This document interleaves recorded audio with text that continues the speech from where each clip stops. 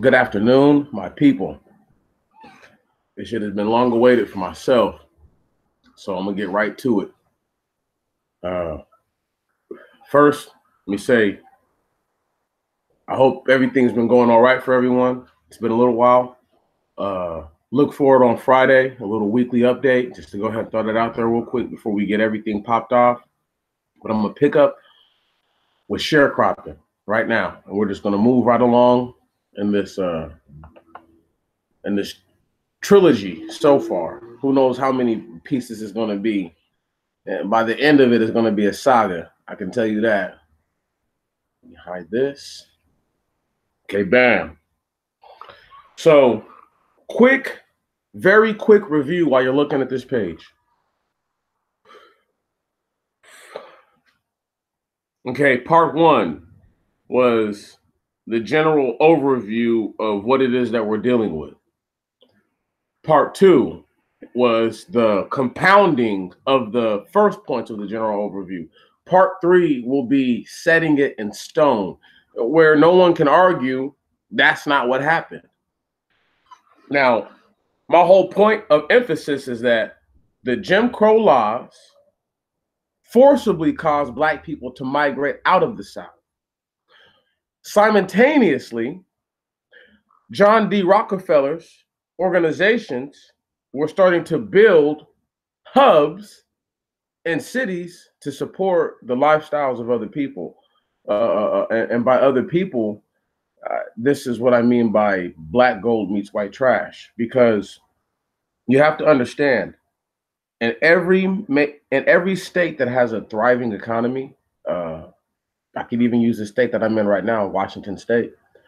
At every level, there are Black people who are crucial to that movement. I'm gonna pull up my little list of inventors again later. We're gonna talk about the mother of self-hate, Madam C.J. Walker. We're gonna dog walk her bitch ass. And then we're going to really emphasize what eugenics did while all this was going on. Like I need people to understand eugenics, tenant farming, Jim Crow, the mass Black exodus out of the South, ghettos, Black poverty. They're all interconnected. They're not separate individual pieces. Like I said, there are multiple fists that are bombarding the life of the Black man. And I can't stress that enough.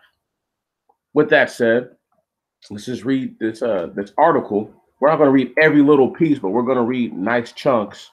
I've already read it, so I'm not going to do you what I've been doing. But I want y'all to look at this picture right here. Y'all can see it. It's a Black man, and more than likely his wife with him. Right on. And this is a cotton field.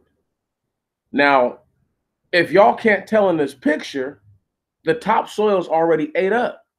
And you can tell this by looking at it. You can look at the dirt in this old ass picture and tell that this soil is ate up. So this gives rise to what we learned about in the last video from George Washington Carver, finding out that peanuts had nitrogen in them that revitalized the soil, as did peas, as did sweet potatoes. These were things that help increase the profile of those poor farmers, as well as return the health and continuity to the soil. That said, let's go ahead and move on. Sharecropping and tenant farming were the dominant economic model of Alabama agriculture from the late 19th century through the onset of World War II. Both terms refer to forms of agriculture conducted by people who did not own the land they worked. Stop right there. As we learned in part one and in part two, these Black people had their land forcibly taken from them, many of them forced to go work on the same land that they had previously owned. Just keep that in mind. Don't worry, we're going to work our way to black gold, white trash. We got to work our way up to that. We got to build up to that crescendo, because it's coming. Here we are. Both terms refer to the forms of agriculture conducted by people who did not own the land they worked. These landless farmers worked the plots of other landowners. Although the system reached its zenith during the era of Reconstruction, Tennessee existed in Alabama prior to the Civil War. Sharecropping in particular can be traced back to some of the earliest written records. The Tennessee system, which by early of 20th century encompassed more than 60% of the farming population in the state. Listen to this. The Tennessee system, which by the early of 20th century encompassed more than 60% of the farming population in the state, left a legacy of poverty and illiteracy that began to be overcome only in the late 20th and early 21st centuries. Stop right there. What they're saying is that people were so damn poor. The system of sharecropping was so fucking corrupt, okay, that people didn't even have time to formally educate their children as maybe they were formally educated. All right. Now you must understand that it's muddling the line between white tenants, okay, and black tenants. All right. And then it's muddling the line even more when it talks about prior to the Civil War and then after, because prior to the Civil War, most tenants on the land would have been white tenants and the other people would have been black slaves. So when you say that, it's illegitimate, right on, and it's being disingenuous. But it does point out one of the most crucial things. 60%, more than 60%. So we could say 61, 62%. But y'all listen, 6 out of 10, a little over 6 out of every 10 people who were farmers were farming for cotton. Did you hear me? So it's not like every farmer was revitalizing their soil year in and year out by planting peanuts the next year. You understand? How we know that this wasn't the case? The Dust Bowl would have never happened if they had. You got to understand, all the states that they were in were all former slave states, okay, where they used to pick cotton, okay. The ground was ate up from all the years of hardcore cotton farming, right on. There's a whole lot that led up to that, but that's one of the bigger parts of it. Here we go. Sharecropping and tenant farming, usually grouped together under tenancy, are not easy to define because the system that they describe was enormously complex. And it's talking about how racist it was. When it says that complexity term, it's talking about the racist fuckery. At least 7 varieties of tenancy were practiced in the U.S. In Alabama, however, sharecropping and cash renting were the most common. Sharecropping involves landowners renting land to someone else in exchange for a portion of the crop, usually 1/3 to half. Listen, for black people, it was like we need 2/3, 3/4 of what you're getting. That's neither here nor there, depending on what the sharecropper brought to the arrangement. Listen. Did y'all hear that? They're saying that sharecroppers, who in this case would be the person who's the tenant, okay, not the landowner or not the landlord, depending on what they brought to the table, right? So if they just took your land, repossessed everything that you own, what are you bringing to the table other than your body? Right. So that's a bullshit notion off tops. But a person who's not objective reading that, they just take it at face value. But anybody who has any understanding of black people and just what they did, you got to understand, there were a plethora of black inventors at this time. People who changed the way that life is lived, literally. And the same, now look, Dog Trot House in Montgomery County in 1937. Look at the dirt, y'all. The dirt is ate the fuck up. You can tell. This is why they had soil conservation groups, okay? Because these people didn't know it. They didn't know anything I need y'all to understand white people are not real farmers. They're not good farmers at all. And I'm gonna share some information with y'all before I leave today about them and their ways. Let's just go ahead and skip on down. Cash renters were generally of higher economic and social status than sharecroppers. See, those are normally the white folks. Sharecroppers are normally the black folks.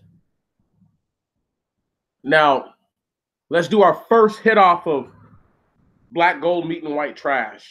In this instance, the black gold would be two different major things. First off, it would be the plush land that was well taken care of, that these white people did nothing to inherit, was forcibly taken from the black man, and the black man was forced to go once again work for peanuts on land that he had already developed, land that was given to him and his family sometimes by the same slavers who owned their family for generations. This would happen in a lot of different ways, but one of the more common ways was the children of the landlord would run off and go live elsewhere and say, I don't want to do what my mama or my papa did.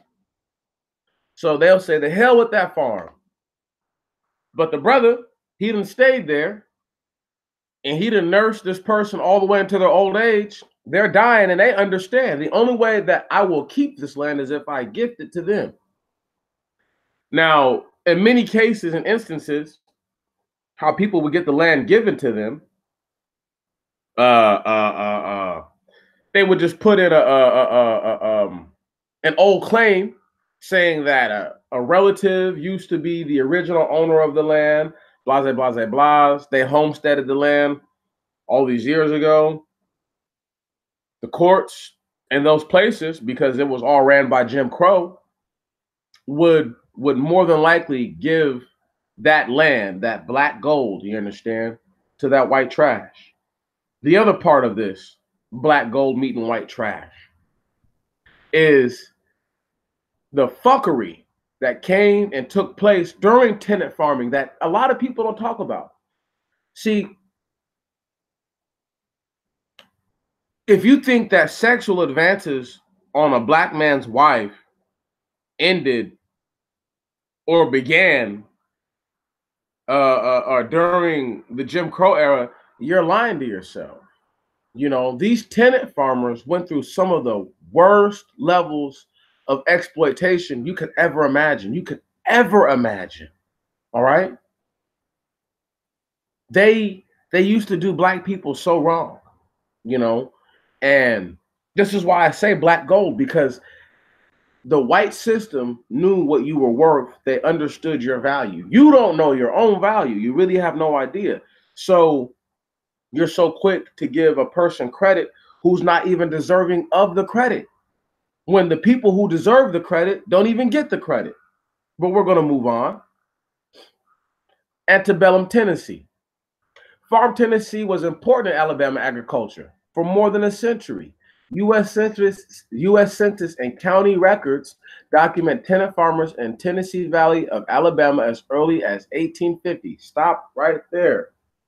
In 1850 in Alabama, how many free blacks do you think were roaming around?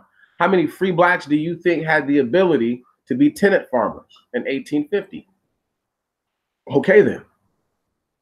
And little known fact about the South.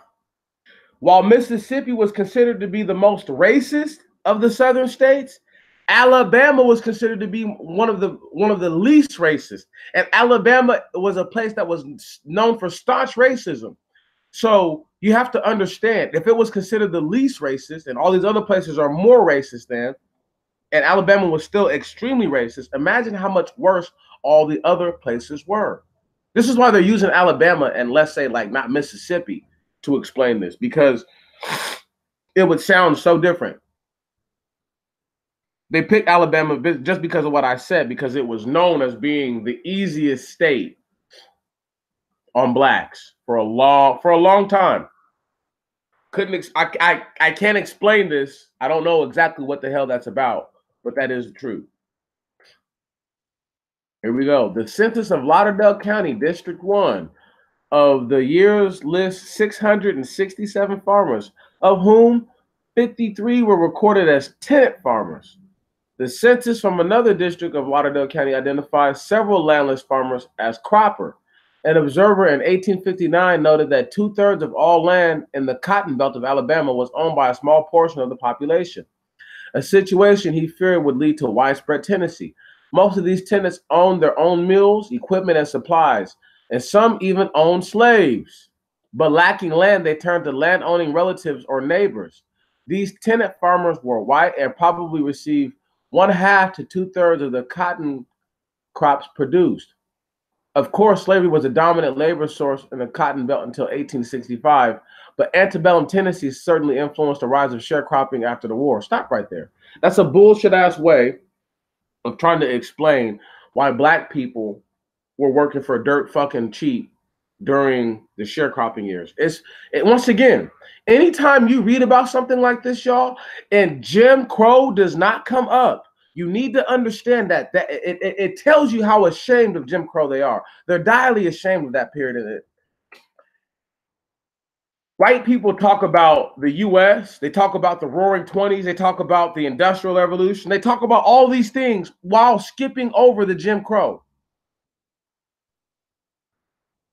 1865, slavery ended forever in Alabama when Governor Lewis E. Parsons issued a proclamation declaring all slaves within the state free. Emancipation was given stronger legal standing in September 1865. One moment. Now free to move about within Alabama, excuse me. I messed up. Emancipation was given stronger legal standing in September 1865 when the Constitutional Convention in Montgomery adopted an ordinance abolishing slavery within Alabama. Now free to move about where they wish, many of the newly free slaves left the plantation and farms and moved to urban centers. Bullshit. Bullshit, y'all. Bullshit. Bullshit. Listen. Listen. If y'all believe that sharecropping farming took place in non-rural fucking places, you're lying to yourself. How do you think they found white people eating dirt pies, dog? Because the shit wasn't located right to a fucking complex, so-called old school metropolitan. No, that's bullshit. White trash, black gold at its finest. Do you see how they fucking revise the history, even though they know it's different? Listen. Rumors of land and equipment giveaways, popularly known as 40 acres and a mule, were quickly revealed as false. Most freed people had to turn to charities and the Bureau of Freedmen, Refugees, and Abandoned Lands, generally known as the Freedmen's Bureau, for support, and as did many destitute whites. Stop right there. That those destitute whites, white trash, those black people, that black gold right there, right? See, people think it's a game, or they think I'm joking. But when I say black gold, I'm not talking about oil. I literally mean you as a black person. You're gold to these people. You are invaluable to these people. All right. They created a system where black people would have to deal with white people. You know why? Because white people had become dependent upon black people for everything. For everything. Sharecropping would have never stood up on its own 2 feet if blacks had said, you know what? I'm not doing shit. I refuse to do anything. I'm not doing shit. Facts. That's what would have happened, y'all. Here we go. Let me just read this right here real quick. The black population of some cotton producing areas, such as the Tennessee Valley, dropped by almost 10%, leaving fields uncultivated. Stop right there. Now, it's skipping all these years, right? But when it's talking about that, it's talking about what I'm talking about. Okay. Black people like, I got to get the fuck up out of here. This shit is not gonna work. All right. And they did that for decades. Wives getting raped, children getting beat to death, people getting hung and lynched, motherfuckers getting burnt to death and shit. It crazy. Crazy. And then what? And then what? Right. Black people said, you know, we can't take this shit no more. I'm moving north. I'm going out west. Well, hopefully the white folks are a little nicer than this. You gotta understand. How could you lose to move from the South? You couldn't. You couldn't. It's like that to this day. There's no hope in the South to this very day. So how do they expect me or you to believe that these black people, right? Now, mind you, I read to y'all already. The people who got half or 2/3 of their shit were white folks. I had told you that before we even read it. All right. How do you think they got that money? Off of the blacks, off of the backs of black people who they promised a certain level of wages to. This is why year after year, black people were constantly fucked. Okay. It never changed. It never changed. You take your black ass to Alabama or Mississippi right now. If you want to pick some cotton, they still have cotton fields in them motherfuckers. All right. Ain't nothing changed. Here we go. Alabama had been among the top 10% of the wealthiest states, excuse me, in the nation in 1860. A position it has never held since. Want to know why? Because slavery was abolished. No more free labor. Right. And the black gold was slowly being drained out of their system.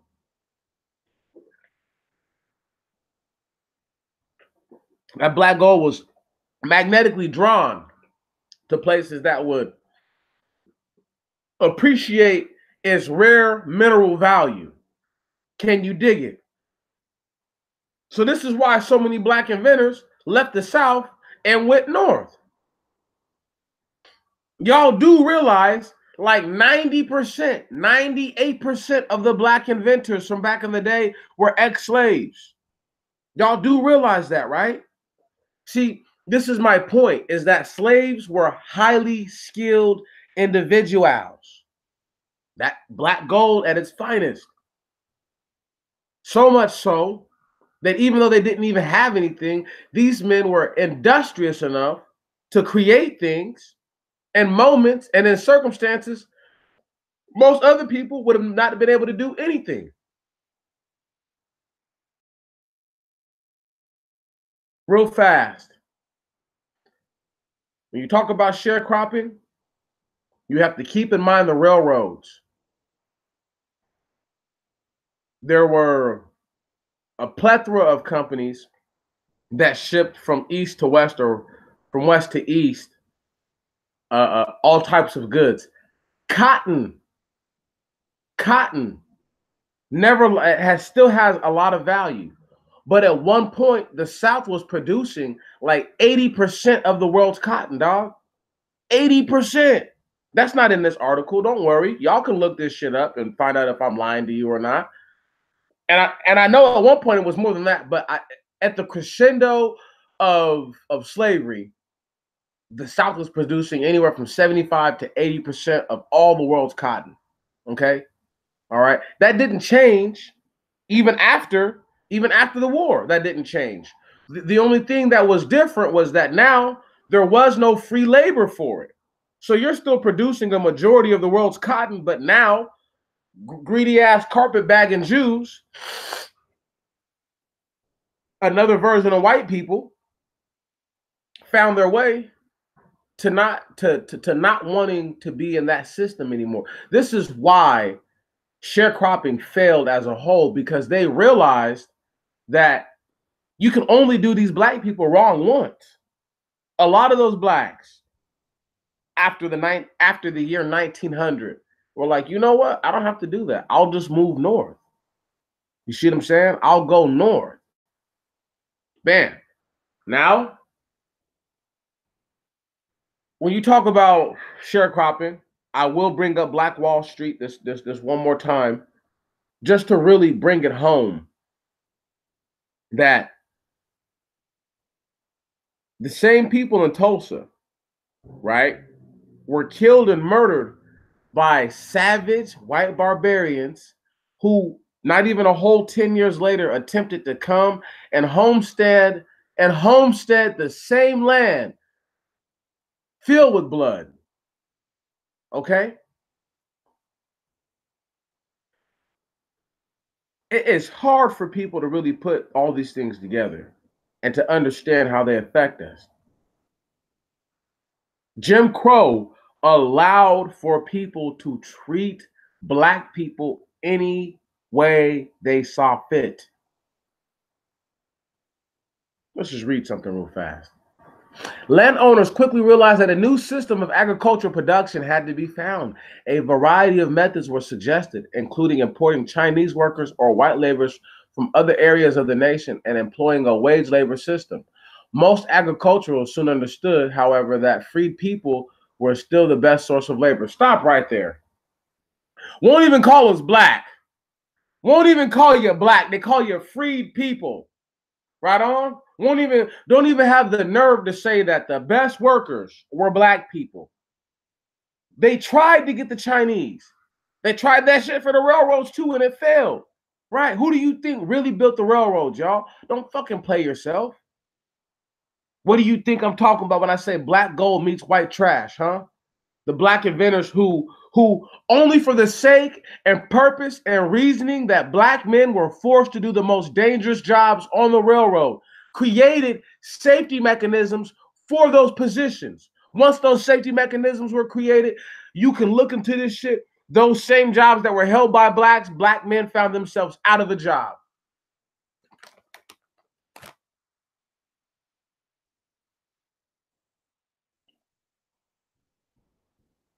The free people were to live in the old slave quarters and work for cash in gangs as they had during slavery. Wow. The wage system, however, failed to work. Of the several reasons for failure, the two most important were that free people refused to work in gangs or live in former slave quarters, and that landowners simply had no money to pay laborers. Nope, stop right there. If the land is owned by a few people, they didn't want to pay these Black people nothing. They thought, shit, these niggas should still work for fucking nothing. Should be working for free. Right. Black gold meeting white trash. It's the first time Black people, they're not going to tell you that Black people saw that they had value back then. These Black people knew that they were valuable. Okay? They knew it. Why do you think they said, I'm not doing shit? I'm not working nowhere. You got me fucked up. Here we go. They were encouraged to return to the plantation as paid workers by the Freedmen's Bureau, which, under the leadership of General Wager Swain, hold on, let's look and see who the fuck this guy is. We'll go back. A white guy, a fucking white dude, a punk ass white dude telling Black people to go back to the plantation. Wow. Can you get any more surprised than that? However, worked out contracts between Alabama free people and landowners. The free people were to live in the old slave quarters and work for cash and gangs as they had during slavery. What? Come on. Come on. I needed to read that to y'all again so that way you can really hear it. Cuz tried to talk, white boy tried to talk these people into, hey, living in your old slave quarters, living outside for the most part. Because if y'all think that they housed all slaves, you're lying to yourself. So you got to house yourself and you got to work as a group. Fuck that. I need to get paid for what I do. Because then that means that, let's say let's say so-and-so is working slow. You got to pick up the slack for another person. Man, fuck that. Those days are over, dog. You don't get no more free labor. So when it says that these landowners had no money to pay laborers, that's another play on words for saying that they didn't want to pay. Keep it pushing. It was obvious thing that two things had not changed since the Civil War. The first was a majority of agricultural riches were still in the hands of white landowners.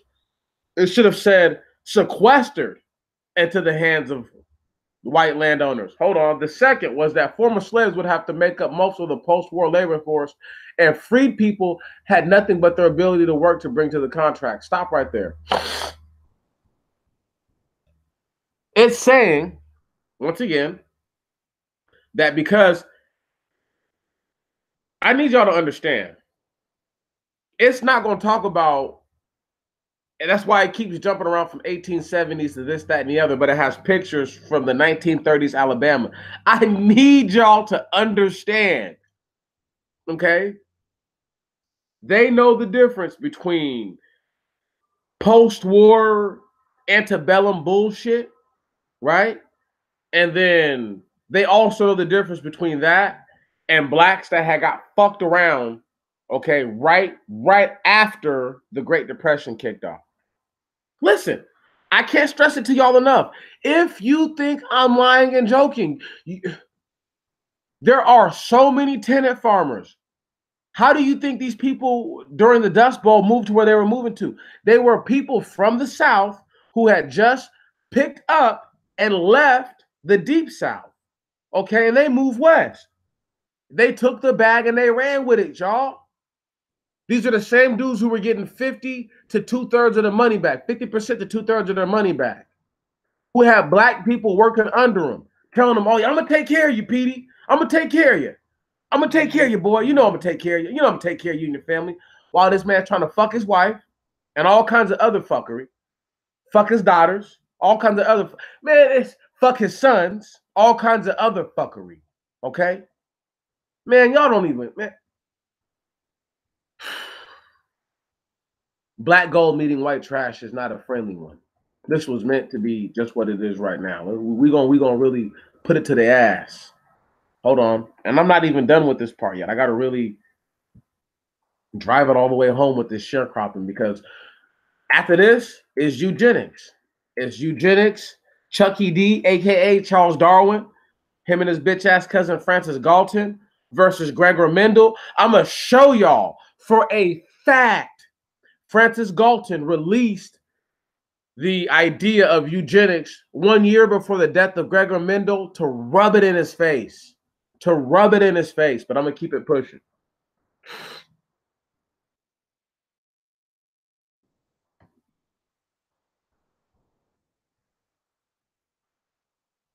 Here we go. The post-Civil War Tennessee was designed for free people, but it quickly encompassed a large number of poor whites. Eventually, white sharecroppers would outnumber blacks. There's more white people than there are black people. No shit. After the Civil War, hill country whites from the North Alabama swarmed into Alabama's Tennessee Valley to become tenant farmers. Between 1860 and 1866, the white population of the Tennessee Valley grew by more than 8%. As the black population declined. Right, because they came in there, they were being given the land that blacks were supposed to have been able to keep, work on, do things with. So black people said, fuck that, I'm out of here. Here we go. Life as a tenant farmer. Landlord supplied sharecroppers with seed, fertilizer, plows, and draft animals. The tenant farmer also had to be supplied with the necessities of life: housing, fuel, food, snuff, and overalls, items collectively referred to as furnishing. Most tenants, especially sharecroppers, needed food and personal items advanced to them in order to manage until harvest time. Now I want y'all to understand, they freed these black people, let them free, didn't give them shit, and made it seem as if it was their own fault that they didn't have anything to bring to the table. Hold on.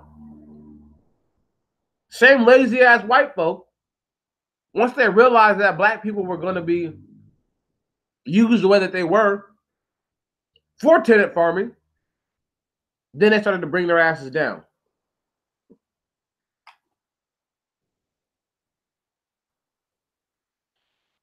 Now people want to say, well, they were poor. They were poor before that. But they realized that they were going to be able to use black people in a way that only slave owners have been able to use black people. Black people realized what was going on. So, okay, get the fuck up out of here. Here we go. Very quickly, a new character entered the picture, the furnishing merchant. Landowners discovered that they could reduce their own indebtedness and diminish personal risk by allowing merchants in towns and rural communities to furnish their tenants directly. Furnishing merchants protected their investments by making a second crop lien on farmers' crops. It has been estimated that as late as the early 1940s, the average sharecropper's family income was less than 65 cents a day. Stop right there. The average. So you know what that means? Talking about black people again. Okay? Average. And that is the shit that I'm talking about with y'all, man. These dudes want y'all to believe that they want us to believe that they never did no wrong. Nothing. Never did anything wrong. Only ever been good people. But yet we're hearing right here out of their own mouths that they looked to take advantage of black people.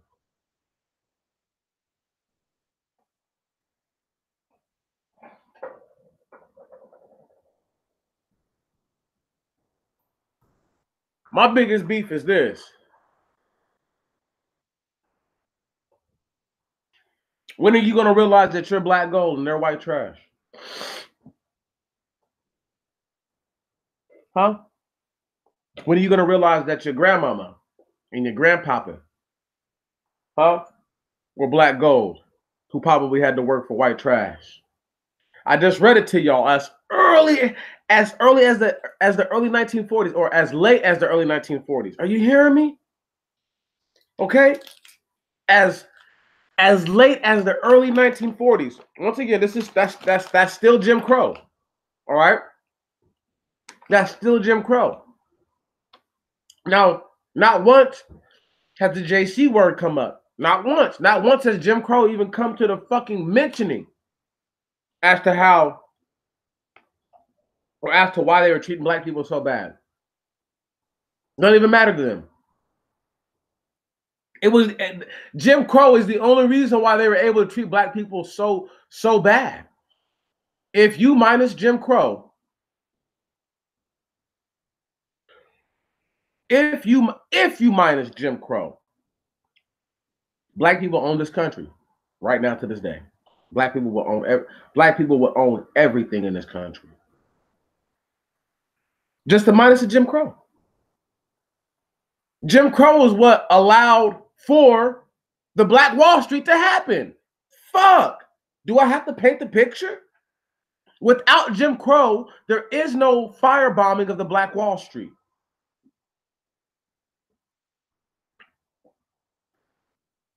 It had been almost 50 years that Jim Crow had been enacted by the time Black Wall Street took place. So white folks had been more than comfortable with killing black people and getting away with it.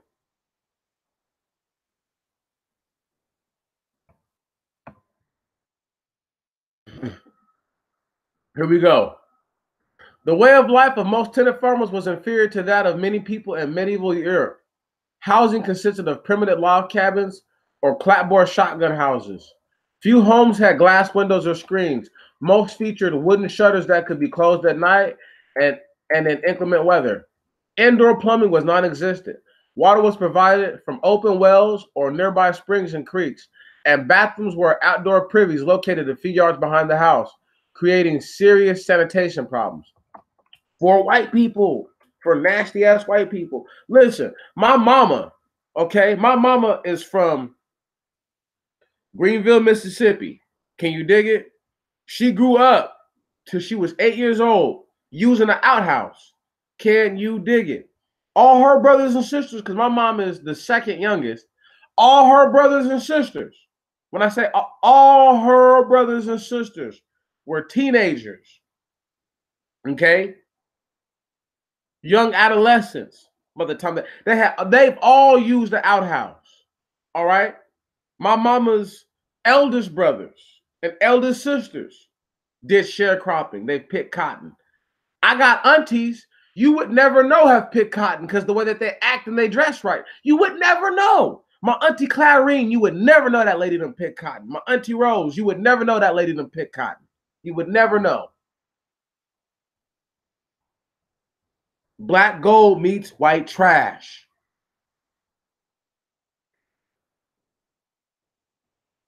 And it wasn't until they were freed as freed men, as freed people, that they realized, damn it, I'm black gold. And that motherfucker right there was white trash. Garbage as can be. They need me. They need me to do this job. And what's worse is they still want to do me wrong even though they need me. Here we go. Let me read something to y'all to remind y'all how they did black people. The tennis family diet consisted mainly of cornbread, corn mush, fatback pork, and molasses. Some tenants were able to supplement their diet with vegetables if the landowners permitted use of a portion of their plot for a garden. Stop right there. Black people is talking about again when it says that. The black gold said, hey, look, dog, them slavery days are over. I don't want fatback anymore. Did y'all hear that? Cornbread and corn mush being the main thing that was feeding people. Who do you think was eating that? Now, if y'all don't remember, in the book White Trash, she said that the slave's diet consisted of worms and potatoes. Here we go. Now let's read this little basket, the last little bottom part right here of the White Trash. Poor diet, lack of sanitation, and substandard housing led to widespread health concerns, such as hookworms, pellagra, and rickets. Now, pellagra comes from eating dirt. Right. You can get hookworm eating dirt. Once again, these mud pie white trash motherfuckers. And you see how they don't even want to distinguish and discern who was doing what? They put that out there as if this was black people doing it. Please. Please. In the 1890s, tenant farming dominated Alabama agriculture, where the white or black sharecroppers produced more cotton per acre than any other category of farmer. Stop right there. Why do you think you keep seeing pictures of black people? They want you to really believe that white people were really busting their ass out there. If 1% or 2% of white people are so destitute poor that they'll revert to hard work, sure, that's 1 or 2% white people. When I say 1 or 2%, I'm not being coy with the number. I'm being dead ass serious. So compared to black people who have no choice but to operate a certain way, have no option but to do things a certain way. As y'all read, tenant farmers, right on, made agreements based on what they brought to the table. So many of these white guys had daddies who didn't want to work as tenant farmers. Okay? All right? Said, shit, I ain't no nigger. I'm better than a nigger. Right? Yeah. That nigga got cornmeal to feed his family every day. You thank little white Jesus for feeding him every day. They ain't know no better back then, so forgive him.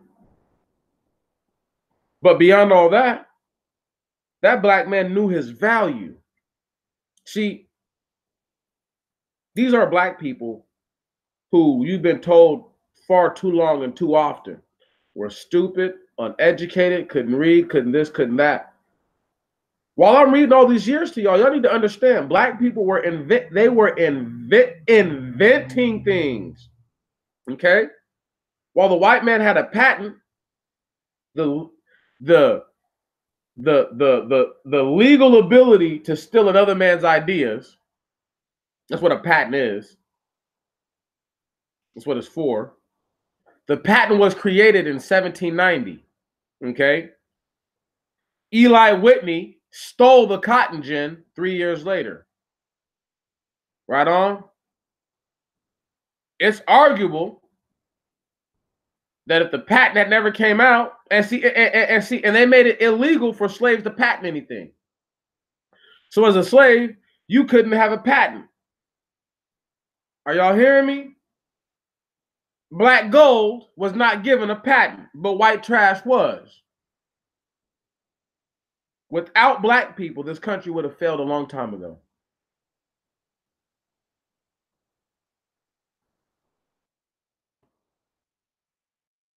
Here we go.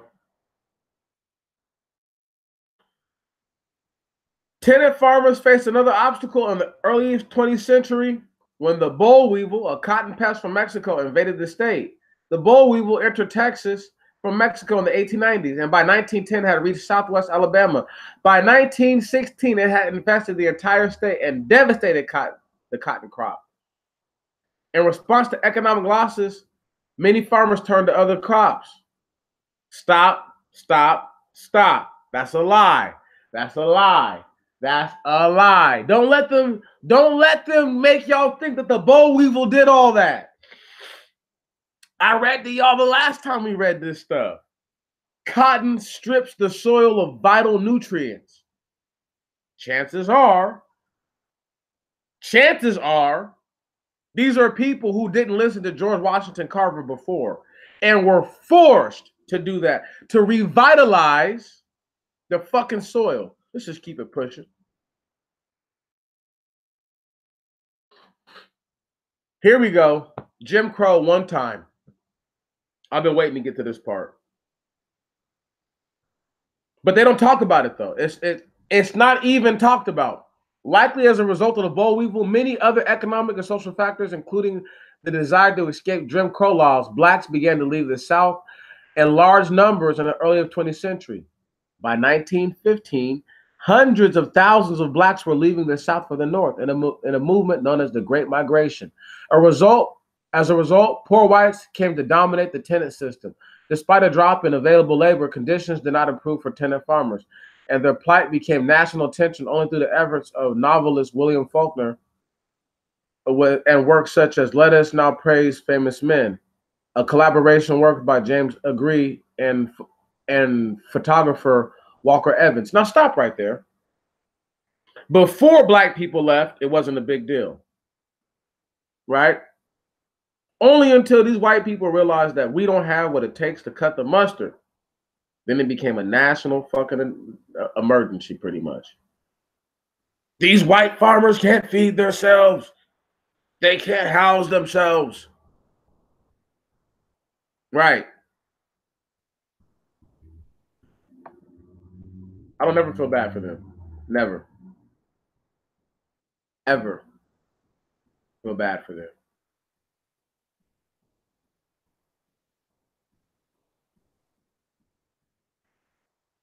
By the time of the Great Depression, tenant farming had reached its peak in Alabama, encompassing well over 65% of all farmers with sharecroppers, making up 39% of this number.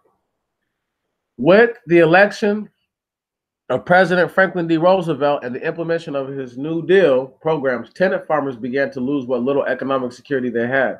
Agencies such as the Agricultural Adjustment Administration actually drove tenants from the land by reducing the acreage planted and paying subsidies to landowners, all in an attempt to keep food prices higher.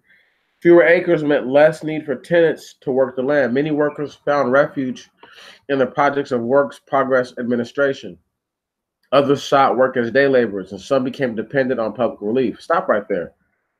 Many white people became dependent on public relief. Many of them. Okay? Many of them. I already read this stuff to you. For the same pennies they would give a white man and a white woman, they made the black family work for and made it seem as if they were doing something for the black family. Now, y'all remember me reading to y'all that the diets of many of these sharecroppers was dire, had barely enough food to feed themselves, let alone their families. So the decision to send their sons to the Civilian Conservation Corps was very simple. Right. Right. Are y'all really hearing me? If you're making less than 65 cents a day, let's say you're making 60 cents a day. In 10 days, that's $6. In 30 days, that's $18. So your son is going to get almost twice that and get fed, right? So long as he goes and gives some of his good labor, some of his black gold labor to this sorry white trash government. Come on.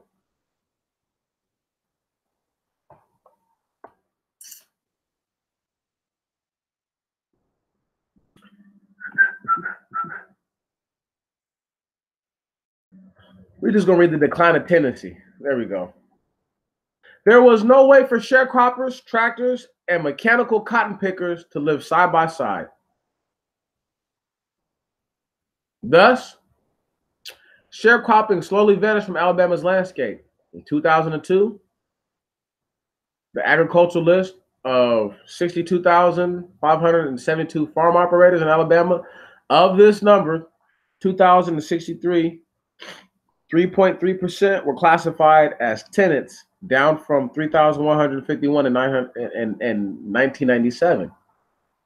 The census makes no mention of sharecroppers. Sharecropping left an important. The census makes no mention of sharecroppers. Sharecropping left an important, if dubious, legacy in the state. The system helped to keep Alabama behind other states, both economically and socially, far into the 20th century. But the rise of mechanization and modern farming practices that helped in Tennessee have today made Alabama among the most agriculturally important states in the nation. Bullshit. Don't believe what the fuck they just said at the end. Okay? Don't believe them. Don't believe them. They couldn't even tell you what Alabama produces on the farms. Can you dig it? If those farmers are the same type of farmers who get government loans every year, then these are the same white people, okay, who couldn't fucking cut the mustard 100 years ago. That's right. That's right. And you got black people willing to defend these sorry fucks. Should be ashamed of themselves. One moment, y'all. Stop. Bam. Boom. Bang.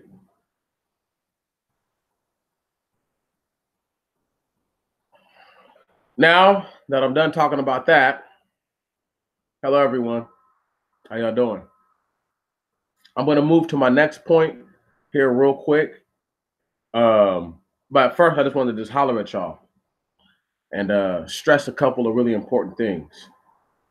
So, one of the most important things I have to stress is there is a level of complacency from black people to this day as far as their overall importance in this country. Now, you see how that article in several ways attempted to diminish what black people had done. But the most important thing that they tried to do, as far as diminishing black people, was trying to say that they attempted to import the Chinese and other white people from around the nation to sharecrop. Now, why that's so important is because it doesn't indicate the years for a lot of these things. It just brings them up. In the fullness of thought, imagine they're trying to recruit people, I don't know, in the early 1900s, okay, in the Industrial Revolution age, right after they built railroads and whatnot. Don't you think it's just a tiny little bit of circumspect to say, hey, well, okay, they tried to get these people, these other people didn't work. Mind the fact that people always ask themselves, how did Asians end up in the South? This is one of those things. This is one of those things that brought them down there. They said, hell, the Chinaman knows how to grow vegetables, don't he? Not really. Otherwise, China wouldn't need America to feed them. And that's a fact. That's a fact. Black gold, white trash. Let's go ahead and talk about this real quick. Let's talk about swirling, or whatever the fuck I want to call it, interracial access. That it was probably the most devastating thing to come from this entire ordeal. I had a couple of unflattering articles I was going to read. I just don't feel like stressing all that kind of stuff. White men forcing themselves on black women sleeping around on their husbands, getting pregnant by the white guy, taking his gun from him, black guy getting killed at night type shit. By the same dirty ass white dude who got his wife pregnant is the same motherfucker killing him, right?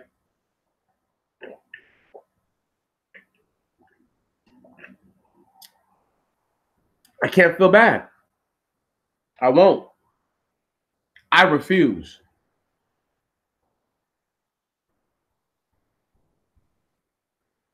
You are black gold, my friends, brothers and sisters. You are the black gold. And when your ancestors met that white trash over 100 years ago and actually had to deal with them, it became something that many people just couldn't understand. To this day, we don't understand it. It's hard for a black man like myself, and let me get to now. I'm about to pull up CJ Walker, Madam CJ Walker. We're going to dog walk her monkey ass. Oh, yeah. We're going to dog walk her.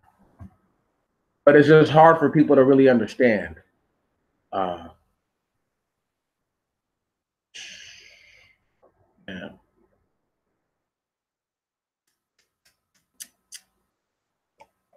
Biography. Now, y'all do realize that Madam CJ Walker was a half-breed, right?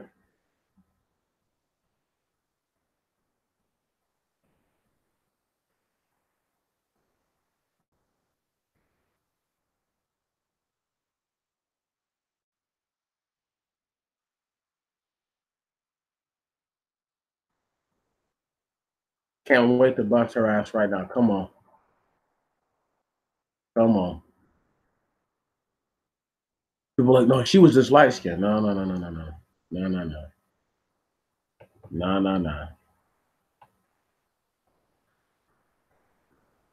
You want to tell yourself too much. You know what I mean? If you want to believe that. This is bullshit. 1 second. Alrighty, y'all. Won't let me get rid of this weak ass ad. There we go. Thank you. Oh my goodness. 1 second. Let's not worry about that. It won't even let me do what I'm trying to do, y'all. I can't even leave this page. Give me 1 second. The internet.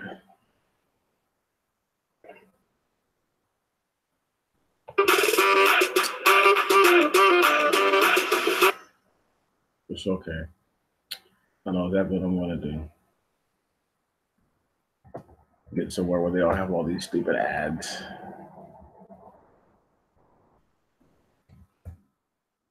But that makes me so sad, though. They would even that is even doing all this to me. Alrighty. We're just going to go to her official website. I tried to go to biography.com, but they want to play advertisements in the back. Let's do it. I know a lot of people feel like, oh, Meech, you shouldn't talk about it like that. I don't give a fuck. Okay? Bam. Come on. Let's bust her ass real quick. Real quick. This is Madam CJ Walker. I am a woman who came from the cotton fields of the South. From there, I was promoted to wash tub. From there, I was promoted to cook kitchen. And from there, I promoted myself into the business of manufacturing hair goods and preparation. I have built my own factory on my own ground. If y'all don't think that this lady was sucking and fucking white men, I mean, all the time, you're lying to yourself.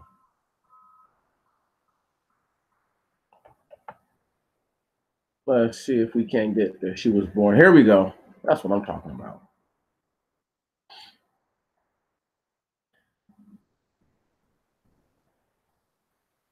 Don't worry. When I say that Madam C.J. Walker had hair that was closer to this and was trying to help y'all black people who ain't happy with your hair, right on, who ain't happy with yourselves. Sarah Breedlove, who later became known as Madam C.J. Walker, was born on December 23rd, 1867, on the same Delta plantation where her parents Owen and Minerva Anderson Breedlove had been enslaved before the end of the Civil War. This child of sharecroppers transformed herself from an uneducated farm laborer and laundress into one of the 20th century's most successful self-made women entrepreneurs. Orphaned at age 7, she often said, "I got my start by giving myself a start," meaning that she was fucking and sucking at an early age. She and her older sister, Luvina, survived by working in the cotton fields on the Delta and nearby Vicksburg, Mississippi. At 14, she married Moses McWilliams to escape abuse from her cruel brother-in-law, Joseph Powell. Her only daughter, Leela, later known as Aaliyah Walker, was born on June 6, 1885. Listen, y'all. She was born when? 1867, so she was 18, not even 18 when the baby was born. When her husband died 2 years later, she moved to St. Louis to join her four brothers who had established themselves as barbers. Working for a little as $1.50 a day, she managed to save enough money to educate her daughter in the city's public schools. Friendships with other black women who were members of the St. Paul AME Church and National Association of Colored Women exposed her to a new way of viewing the world. During the 1890s, Sarah began to suffer from a scalp ailment that caused her to lose most of her hair. She consulted her brothers for advice and also experimented with many homemade remedies and store-bought products, including those made by Annie Malone, another black woman entrepreneur. In 1905, Sarah moved to Denver as a sales agent for Malone, then married her third husband, Charles Joseph Walker, a St. Louis newspaperman. After changing her name to Madam C.J. Walker, she founded her own business and began selling Madam Walker's Wonderful Hair Grower, a scalp conditioning and healing formula, which she claimed had been revealed to her in a dream. Madam Walker, by the way, did not invent the straightening comb or chemical perms, though many people incorrectly believe that to be true. To promote her products, the new Madam C.J. Walker traveled for a year and a half on a dizzying crusade throughout the heavily black South and Southeast. Now listen, do y'all see how they tried to fucking oh, she did not invent the straightening comb or chemical perms? That's bullshit. This bitch had every hand in that. Get the fuck out of here. Get the fuck out of here. Do you see how they were like, oh, she's not a promoter of self-hate? Yes, she is. All she wanted to do was have her hair grow back. Look how straight her hair looks in this, y'all. Okay? That's Madam C.J. Walker.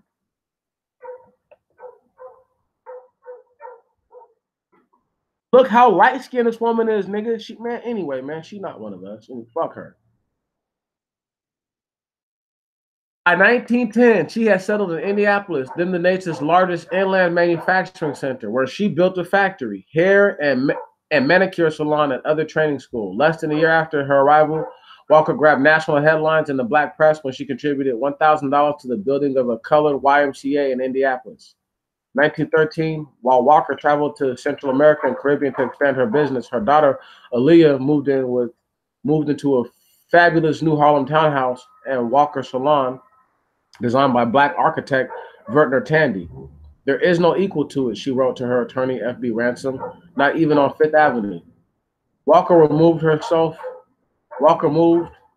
Walker herself moved to New York in 1916, leaving the day-to-day operations of Madam C.J. Walker Manufacturing Company in Illinois to Ransom and Alice Kelly, her factory forelady and a former school teacher. She continued to oversee the business and work in the New York office. Once in Harlem, she quickly became involved in Harlem's social and political life, taking special interest in the NAACP's anti-lynching movement, which she contributed $5,000 to. That's nothing. That's nothing. This lady was one of the first self-made millionaires. So her giving $1,000, a couple thousand, I don't give a fuck. In July 1917, when a white mob murdered more than 3 dozen blacks in East St. Louis, Illinois, woo! Because East St. Louis went in on their ass. They're not gonna tell you what them niggas in East St. Louis did, okay? This is why in 1917, it was still East St. Louis, Missouri.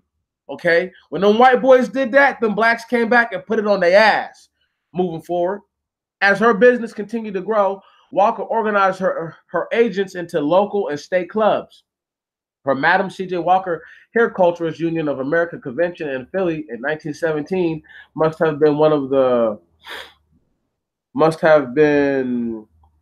the first national meetings of businesswomen in the country. Walker used the gathering not only to reward her agents for their business success, but to encourage their political activism as well. This is the greatest country under the sun, she told them. Wow! Wow! Do you hear this sellout bitch?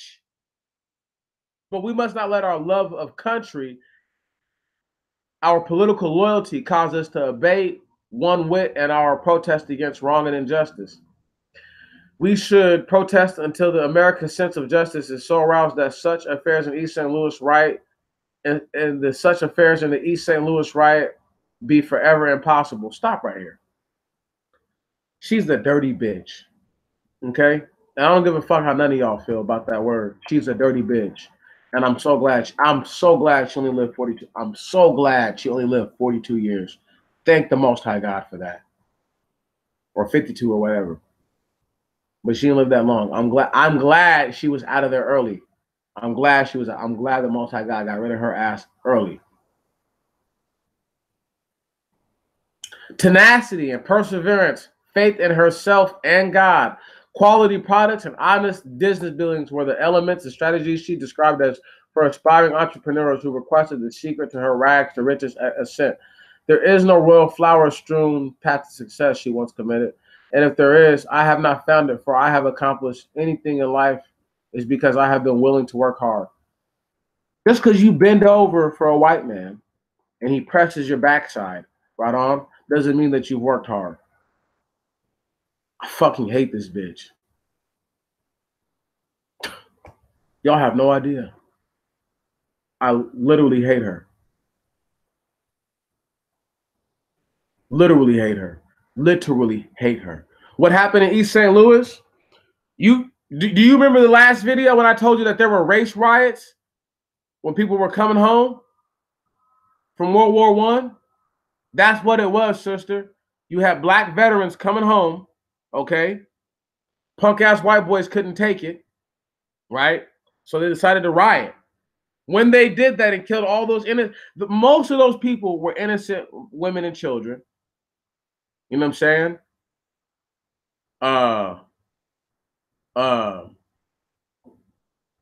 What they couldn't do is 1 second. I don't know why it's on this damn screen. Stop. Damn, there we go.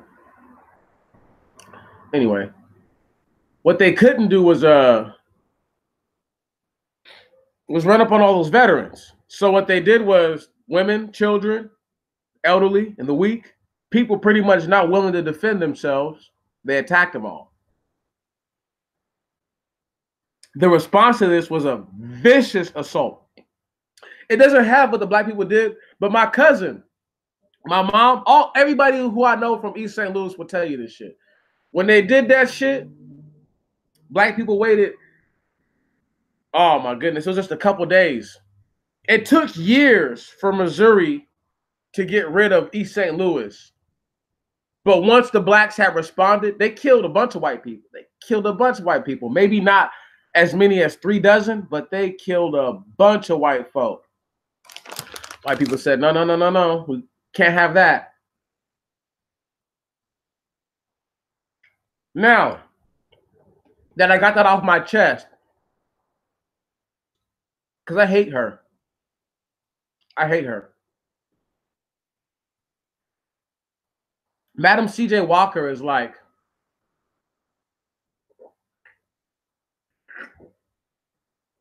Who's the ultimate sellout right now? Who's the ultimate sellout?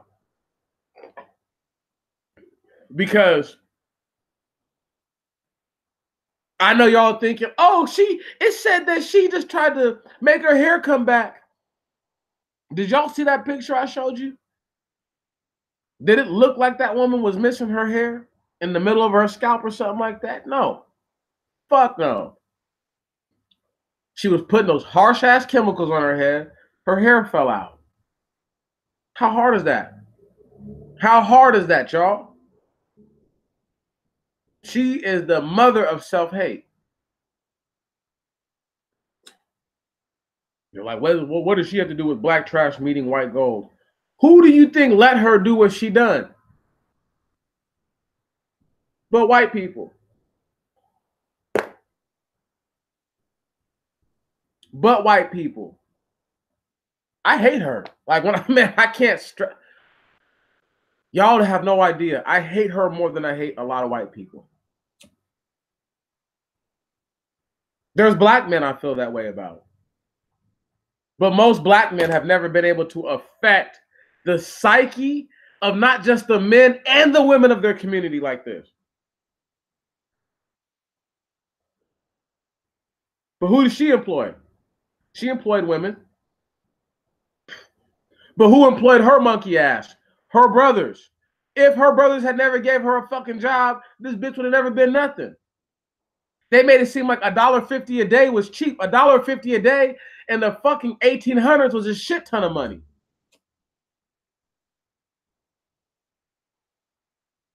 Want to know how that's a shit ton of money? Because in 1900, okay, 1908 to be specific, Ford created, hear me, Ford created the concept of $1 a day.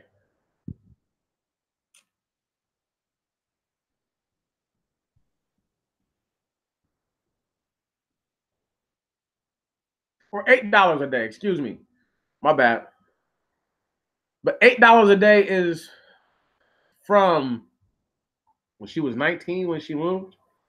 When she was or let's say she was 20.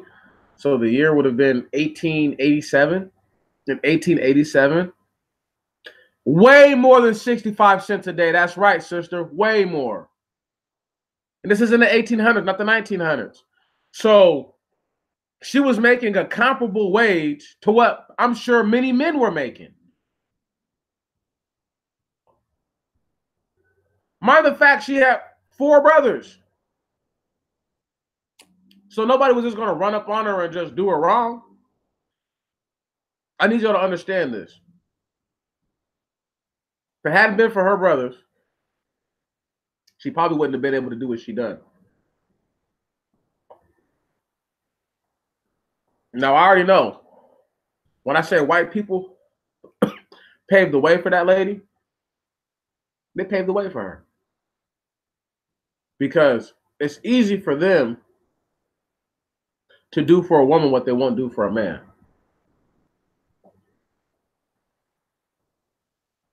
Now, let me go ahead and pull up my shit about Chucky D, aka Charles Darwin.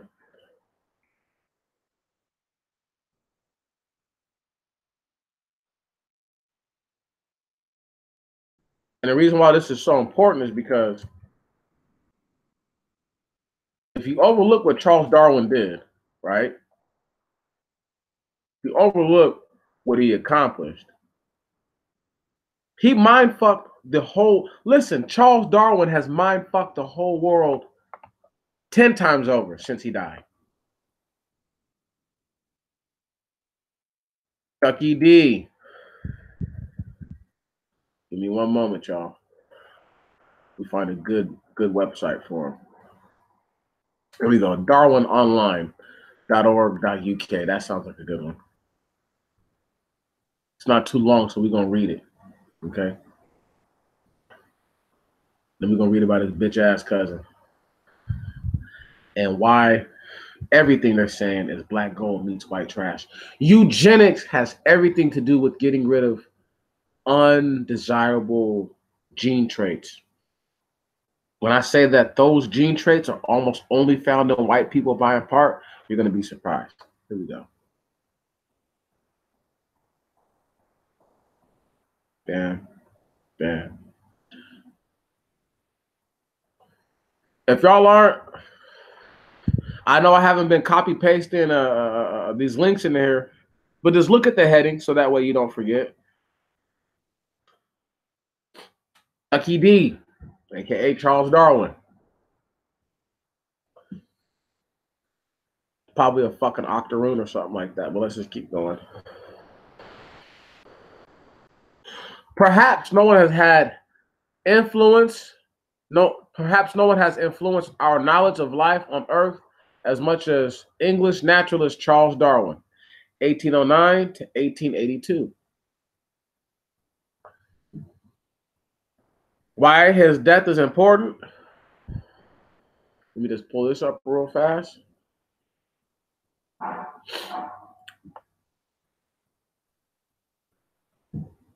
Eugenics. Eugenics is a science of improving the human species by selectively mating with specifically desirable hereditary traits, aiming to reduce human suffering by breeding out diseases, disabilities, and so-called undesirable characteristics from human population. Early supporters of eugenics believe people inherited mental illness, criminal tendencies, and even poverty, that these conditions, that these conditions could be bred out of the gene pool. Historically, eugenics encouraged people of so-called healthy, superior stock to reproduce and discourage reproduction of the mentally challenged or anyone who fell outside the social norm. Eugenics was popular in America during much of the first half of the 20th century. Yet it earned negative association mainly from Adolf Hitler's obsessive attempts to create a superior Aryan race. Let's go back to Chucky D real quick. Just so y'all know, without him, there is no eugenics. That's why it has that term selective breeding in the word eugenics. The man who created eugenics, Francis Galton, is the first cousin of one Charles Darwin. But we're going to break all this shit down. The niggas is like, what does it have to do with anything? I'm going to go back to sharecropping in a little bit. It's going to fuck your heads up what happened. What they were really trying to do with sharecropping. His theory of evolution by natural selection, now the unifying theory of the life sciences, explain where all the astonishingly diverse kinds of living things came from and how they became exquisitely adapted to their particular environments. His theory reconciled a host of diverse kinds. It didn't reconcile a goddamn thing. Whoever wrote this article is obviously a Darwinist, a Darwinian theorist. Right on. They believe in Darwinianism. Whoever wrote this. His theory reconciled a host of diverse kinds of evidence, such as the progressive fossil record, geographical distribution of species, recapitulative appearances in embryology, homologous structures, vestigial organs, meaning useless, nesting taxonomic relationships. No other explanation before or since has made sense of these facts. That's a lie, y'all. The Holy Bible. Don't ever let these motherfuckers try to put this faggot ass nigga over scripture. Fuck Charles Darwin. In further works, Darwin demonstrated that the difference between humans and other animals is one of degree, not kind.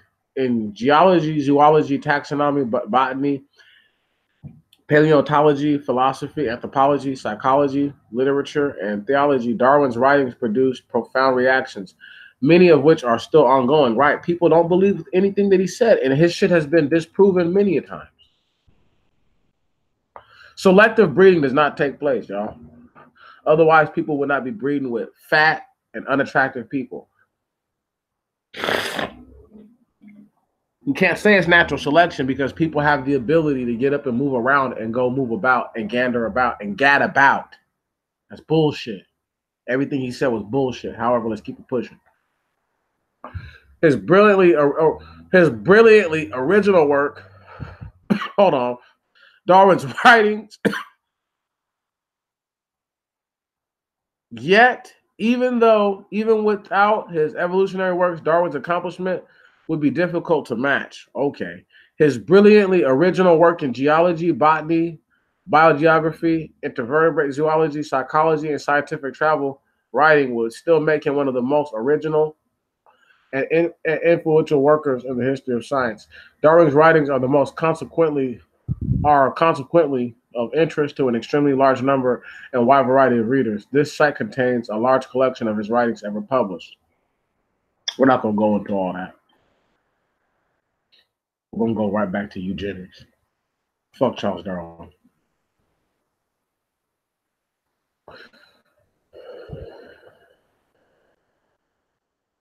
Modern eugenics, often called early genetic engineering, has come a long way. Stop right there. Stop right there. Stop right there. We got to look for one Gregor Mendel. I just want y'all to see me do it. I ain't hiding shit. Gregor Mendel. You already know who I'm looking for. See, Gregor Mendel and Charles Darwin, they'll tell you this nigga was, man, he was putting it on Chucky D's ass, okay?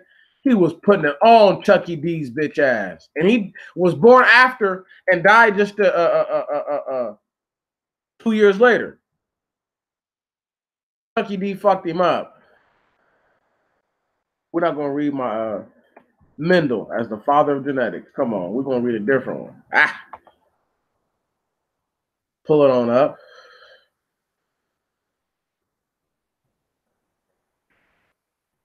Gregor Mendel, through his work on pea plants, discovered the fundamental laws of inheritance. Stop right there.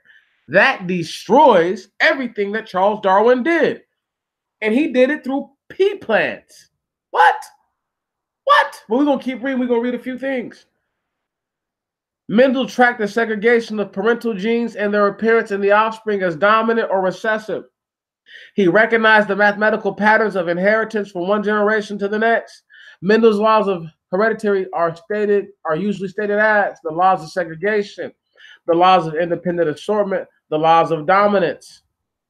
Segregation. Each inherited trait is defined as a gene pair. Parental genes are randomly separated to the sex cells, so that sex cells contain only one gene of the pair. Offspring therefore inherit one genetic allele from each parent when sex cells unite in fertilization. The law of independent assortment. Genes for different traits are sorted separately from one another, so that inheritance from one trait is not dependent on the inheritance of another. There we go. Come on, stop right there. Law of dominance. An organism with alternate forms of a gene will express the form that is dominant. Stop right there. Stop right there. Stop right there. He just untied, and unfucked everything that Charles Darwin did. Just like that. Let's go back to the history of eugenics. Francis Galton. Eugenics literally means good creation. The ancient Greek philosopher Plato may have been the first person to promote the ideal, although the term eugenics didn't come out of the scene until British scholar Sir Francis Galton coined it in 1883 in his book. Now stop right there. 1 year after his death, a year before the death of Gregor Mendel, you need to understand people who are in these competing circles, right? They know of each other's health, everything. So Gregor Mendel took great satisfaction in the fact that he outlived Charles Darwin. Francis Galton took great satisfaction in the fact that he was able to keep alive Darwinianism through eugenics.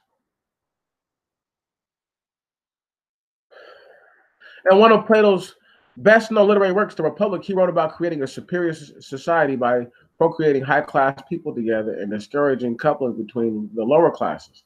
He also suggested a variety of mating rules to help create an optimal society. For instance, men should only have relations with the woman when arranged by their ruler, and incestuous relationships between parents and children were forbidden, but not between brother and sister. While Plato's ideas may not be considered a form of ancient genetics, he received little credit from Galton. Okay, because they knew that the Greeks were black. That was a black person. Plato was a nigga. Don't get it fucked up. And a nigga said that. You know why that nigga said that? Because motherfuckers was crawling up out the middle of the planet, and he was like, I'm not about to let my genetics get fucked off, but we're going to move on. We're going to move on. Because where do you think all the negative diseases came from but people who have part animal genetics? Eugenics in America. In the late 19th century, Galton, whose cousin was Chucky D, hoped to better human mankind through the propagation of the British elite. His plan never really took hold on his own country, but in America, it was more widely embraced. What? In America, it was more widely embraced. Eugenics made its first official appearance in American history through marriage laws. In 1896, Connecticut made it illegal for people with epilepsy or who were feeble-minded to marry. In 1903, the American Breeders' Association was created to study eugenics. John Harvey Kellogg of Kellogg cereal fame, organized the Race Betterment Foundation in 1911 and established a pedigree registry. The foundation hosted national conferences on eugenics in 1914, 15, and 28. As the concept of eugenics took hold, I want you to understand, all this shit is Jim Crow. All this shit is Jim Crow. All this shit is Jim Crow. Can you fucking dig it? Come on. Let me get up out of there. I want to put all these little advertisements up. That's okay. It's not going to let me hit the X on them. I don't see where it's at. It's not there, y'all. It's okay. It's okay. Let me go back to where I was at. As the concept of eugenics took hold, prominent citizens, scientists, and socialists, this is why they really hated socialists, championed the cause and established the eugenics record office. Listen, the reason why they really hated socialists was because they were seen as these racist thugs.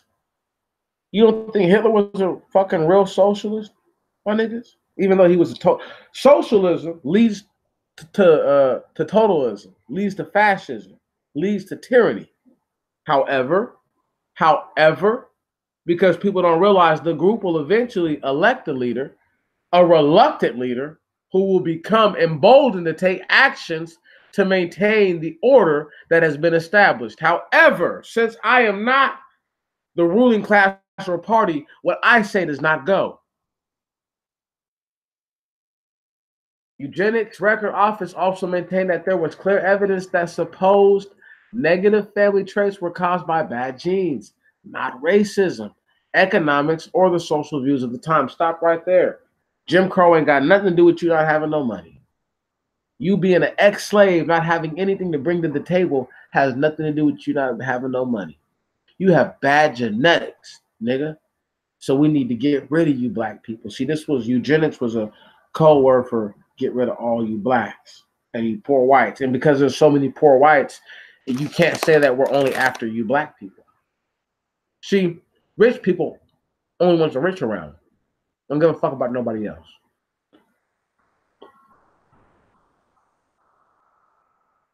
Forced sterilizations. Eugenics took a dark turn in the early 20th century. Led by California. What? Led by who? Led by California. What? Your fucking wannabe sanctuary state, wannabe so-called progressive state? Come on, let's bring it to their bitch asses. From 1909 to 1979. What? From 1909 to 1979. 20,000 sterilizations occurred in California state. And that's just what they'll tell you. Multiply that number by 5. Multiply that number by 10. Multiply that number by 100. And California state mental institutions, under the guise of protecting society from the offspring of people with mental illness. Stop right there. If you think they only sterilize people in mental homes, you are sadly mistaken. Many sterilizations were forced and performed on minorities. 30 states would eventually allow involuntarily sterilization and whomever lawmakers deem unworthy to procreate. Damn. In 1927, the U.S. Supreme Court ruled that forced sterilization of the handicapped does not violate the U.S. Constitution. Now, what y'all probably thinking, what does this have to do with black gold meat and white trash, Meech? Tell me what. Have y'all ever heard of RH negative, RH positive? This is what this has to do with. Because a bunch of RH negative people, for the most part, who understood that RH positive people were dominant to them, had gene dominance. Hold on, only understood it through who? Through one Gregor Mendel, right? That they could be bred out through a matter of gene dominancy. So what they did was they said, hey, the people who are recessive, who happen to maintain a large number of the resources, should impose this rule of thought, this idea of thought that the people should be engaged in forced sterilization. Come on now, are you with me? In 1927, the U.S. Supreme Court ruled that forced sterilization of the handicapped does not violate the U.S. Constitution. In the words of the Superior Court Justice Oliver Wendell Holmes, 3 generations of imbeciles are enough. So he's saying that 3 generations of people who want to eat dirt pies are enough. 3 generations of white trash are enough. We need some more black gold, baby. Come on, let's keep it pushing. In the 1930s, the governor of Puerto Rico, Mendez Ramos, implemented sterilization programs for Puerto Rican women. You know who they were trying to sterilize? The black women.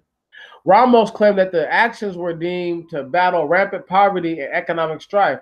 However, it may have been a way to prevent the so-called superior Aryan gene pool from becoming tainted with Latino blood. Come on. And when they say Latino, they really mean niggas. They're not talking about Tayanos because they had already killed most of them off. According to a 1976 Government Accountability Office investigation, between 25 and 50% of Native Americans were sterilized. Holy shit. 1/4 to 50% of Native Americans were sterilized between 1970 and 1976. Now understand, this is code word for not only the Redskins, straight-haired people, but this is also code for the indigenous black, the aboriginals. Thank you very much. It's thought that some sterilizations happen without consent during other surgical procedures, such as an what the hell is that word? Appendectomy. Yeah, there we go. In some other cases, and I'm pretty sure that's where they take your appendix out. In some other cases, health care for living children was denied unless their mothers agreed to sterilization. You know who that was? Black women. Sure, there was white women who that happened to, but that was predominantly black women. Can you dig it? So this is why black people were sending their sons to the Civilian Conservation Corps, because they were able. Because if you had, let's say, 10 or 20 boys from one clan all sending money back home, right? One larger family. That whole larger family, even though they were still poor, they were doing okay. And some of them are even doing all right because they had different habits than everyone else. Let's keep it pushing. Adolf Hitler and eugenics. As horrific as forced sterilization in America was, nothing compared to Hitler's eugenics experiments during World War II. Now stop right there. If you think that what Hitler did with his experimentation was worse than what was going on than Jim Crow, then my friend, you need to have a mental evaluation. You need to get off this computer right now and you need to go get checked out. And I'm dead ass serious. And excuse me. And Hitler didn't come up with the concept of a superior Aryan race on his own. In fact, he referred to American eugenics in his 1934 book, Mein Kampf. Stop right there. Stop right there. But the eugenics comes from where? A Britain dude. But these are all white people, so y'all need to really understand how they get down. Come on. Come on. Black gold meets white trash. This is what it is.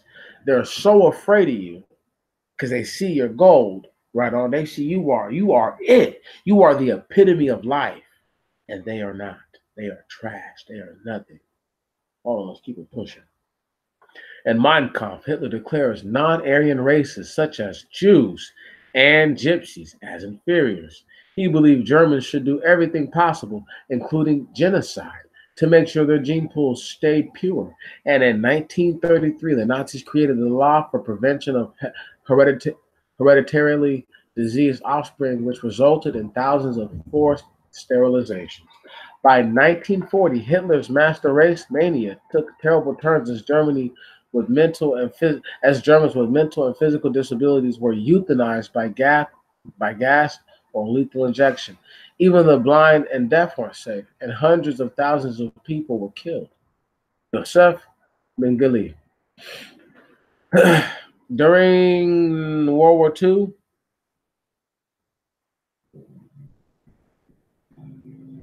concentration camp prisoners endure horrific medical tests under the guise of helping Hitler create the perfect race. Joseph Mengele, or Mengele, SS doctor of Auschwitz, oversaw many experiments. Some people want to say Mengele, but nah.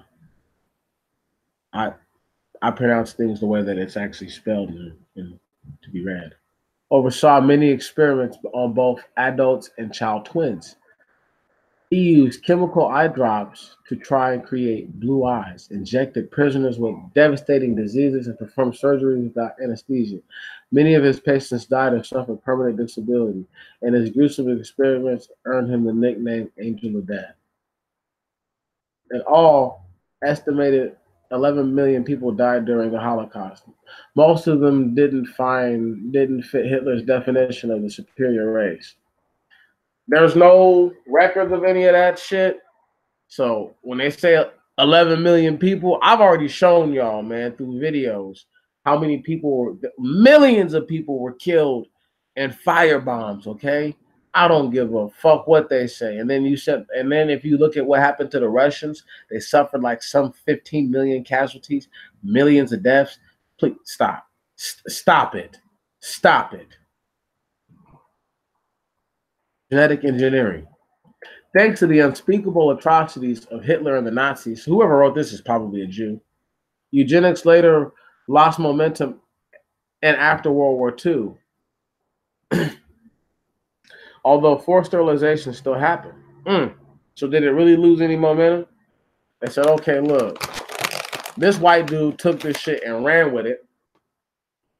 Now that the whole world knows what we're about white people. It was white people fighting each other to say, hey, man, we know how we get down, but we can't talk like that. He's like, fuck that. I'm going in for a squad. Since you bitch ass niggas want to play the sidelines, I'm playing the field. That's what happened. That's what happened. I'm trying to tell you. That's what happened. Don't believe me. I know that's what happened. And Hitler played the field. And them motherfuckers played the sidelines. But he showed you how they really felt, though. He didn't even have blonde hair or blue eyes. Come on now. He understood that he had had genetic taint in his body. He hated himself. Come on now. Because he knew that if he was a real Gentile, come on. He knew that if he was a real Gentile, come on, right? That he would have blonde hair and blue eyes. He would have funny colored hair, funny colored eyes. What funny colored skin? Genetic engineering. Thanks to the unspeakable atrocities of Hitler's and the Nazis, eugenics lost momentum in after World War II. Although forced sterilization still happened, but as medical technology advanced, a new form of eugenics came to the scene. Modern eugenics, better known as human genetic engineering, changes or removes genes to prevent disease, cure diseases, or improve your body in some significant way. Let's talk about RP11 real quick. I know everybody shit on me for bringing up RP11. I know nobody really appreciate it. We talking about the missing letters in the genetic code. It's all right. I can't expect everything I say to stick like glue. But if that had stuck like glue, what I just read to you would it would have slapped your face just then. Because you would understand that RP11, though they tried to claim was possible, potentially an African American, it made no sense because RP11's genetic sequence didn't match up with enough people from around the world. So that means that RP11 obviously couldn't be an African American, right? Because most African Americans in this country have taint in their blood from being here by having white people in their fucking gene pool, Hispanics, Asians, and every other fucking Mongol. However,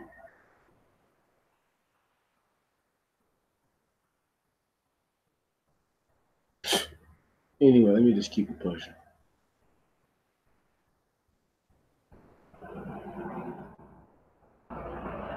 Modern genetic engineering also comes with a potential cost. As technology advances, people could routinely weed out what they consider undesirable traits in their offspring. Genetic testing already allows parents to identify some diseases in their child in utero, which may cause them to terminate the pregnancy. This is controversial since what exactly constitutes negative traits is open to interpretation, and many people feel that all humans have the right to be born regardless of disease, or the laws of nature shouldn't, and the laws, or that the laws of nature shouldn't be tampered with. Much of the American historical eugenic efforts, such as forced sterilizations, have gone unpunished. Although some states offered reparations to victims or their survivors, for the most part, though, it's a largely unknown stain in American history, and no amount of money can ever repair the devastation of Hitler's eugenics program. Stop right there. Fuck what they're talking about. Fuck Hitler and fuck the Jews. Let me go ahead and say that. Number one. Number two, there was a bunch of motherfucking Khazars killing Khazars. I couldn't give a shit less. What happened to black people here is a fucking atrocity, biggest atrocity known to man, and nobody's ever not. And I keep saying it, and I've said it, and I've said it, and I've said it, and I'm not the only one to say it. But I will stress it till the day I die. These motherfuckers have never said sorry. You guys have heard me say that. Anybody who's been rocking with me for a minute knows I've been saying that for a hot second. It's not nothing new out of my mouth. Okay, I've been talking about the descendants of slaves. It ain't nothing new out of my mouth. All right. I've been on this mission. I've been trying to show people what it is that's in my mind, in my heart, in my soul, that I feel that the Most High has given me to be able to render to the world. Now they're trying to shut my light out by trying to hit me with bullshit motherfucking charges and crimes. I go through some of the craziest shit. This the craziest shit. And like I say, 1 or 2% of them are all right. The other 98%, fuck them. And I don't spend my time trying to figure out who's good and who's bad. They either are good or they're bad. If they show they're bad, then they're gonna show that they're bad. If they show that they're good, they're gonna show that they're good. That's it. That's all. Y'all already know how I feel about black people in general. You already know I know we're all not the same, but I'm not even gonna go into that right now. let's just let's just read. Oh no, this is in sources. I ain't gonna worry about that. Okay, man. Before I leave on out of this, I'm gonna go back to sharecropping one more time.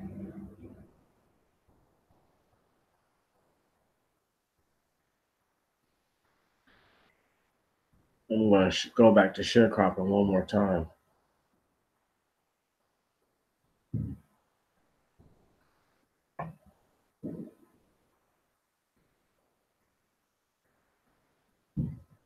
This shit is crazy, y'all.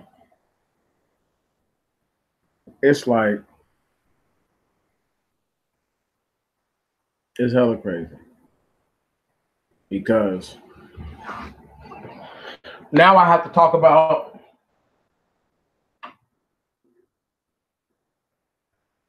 where they met us. all the different little parts.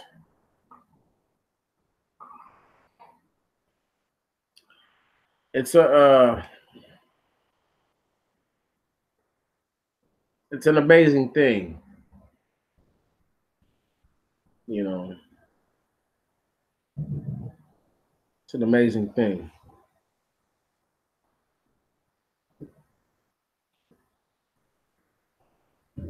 Yeah, I don't even know how to explain it all the time because it's there's so much to it. How do I label out? And I think I've introduced the information, so now I can really speak on. I haven't really been able to talk about anything. I've just been reading stuff, and going here and going there.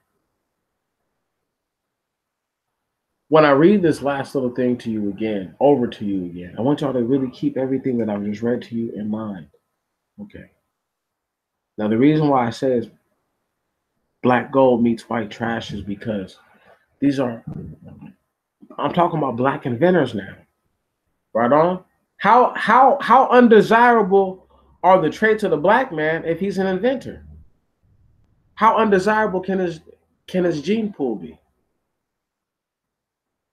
Furthermore, when you have a man who for the sake and purpose, and he wasn't being adversarial, he was being objective to what Charles Darwin had placed forward. He wasn't like, oh, Charles Darwin, you're wrong just because you're wrong. He's like, no, I'm a man of faith, but I have education also. And my faith says that you, sir, are a liar. My faith says that I can take these peas and I can put these peas together, yellow and green. And I need y'all to understand that yellow peas have gene dominance over green peas.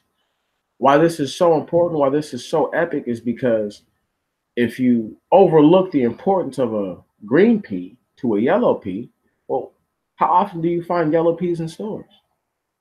Right. I need y'all to really think about this. They're so enamored with the idea of their recessive genetics, right? That they make it a point to make recessive normal. When I read to you guys a list, that little small list again, I'm not going to read the entire list. I'm just going to pick specific characters. And then I'm going to want you to really think about everything that I read to you. Do you really believe that that what's the word that boll weevils really killed all the fucking soil? Did all that? Just murked everything out, murked out all the cotton shit? No, no, no, no. What kind of soil do they have down there in Mexico? Some places are very fertile, very plush. But some places aren't very fertile, very plush. All right. So when the boll weevil came, and the so-called, that was it. That right there that broke a lot of black people's back. Man, broke them. Boom. I gotta get the fuck out of here. I'm already not getting nothing. They're gonna try to give me for real nothing and try to work me. Nah. I don't like the way that this dude looks at my wife. I don't like the way he looks at my daughters. You know what I'm saying? I don't like the way his daughter looks at my son. I don't like the way my son looks at his daughter. I don't like the way my son looks at his wife. Right on. God forbid the man is the one who's fighting, whatever temptation. And he's like, I don't like the way this woman that I'm looking at makes me feel. Right on. I don't like the way that she looks at me. Right. See, there's so many different situations and dynamics that are not discussed. They don't have to be discussed. People just don't even. They act like they're not even real. They act like they don't even fucking matter. This is why I always talk about a day in the life of someone. That's why I say, the Bible doesn't have anybody's like, a whole day in their life. There's not. Where's that at? Where's that at? That doesn't exist. So when you don't have a day in the life of a person, you can't really understand what it is that they went through. You can't really be empathetic. There's nothing to empathize with. There's nothing for you to say, oh, I understand. Now, we've read a bunch of articles where they've done the damage control. They've worked the words a certain way so that way you don't look at it and be like, man, these vicious little monsters. Vicious little monsters. See, you're black gold. You're dominant. You're white trash. They're nothing. You know how many pieces of white trash it'd take to get one little piece of black gold? I don't know. Not sure. I know the number's phenomenal.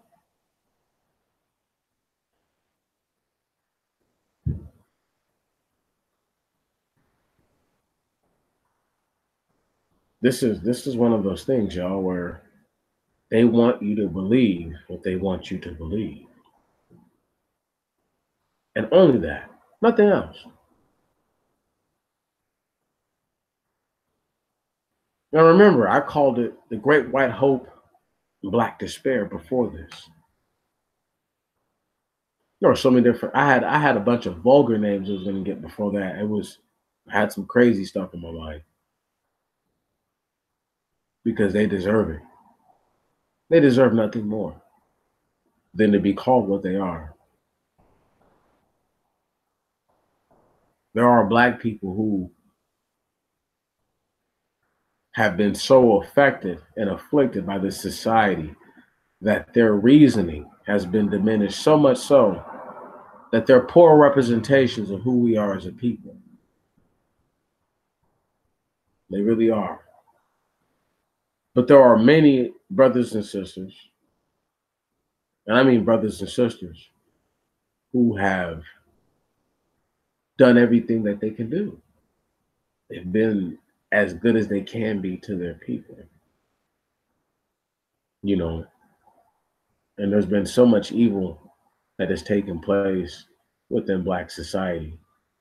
Uh, One of the worst things, like I said, is the fact that they make it where uh,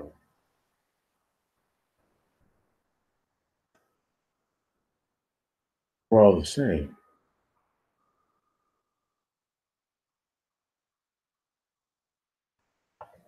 One second.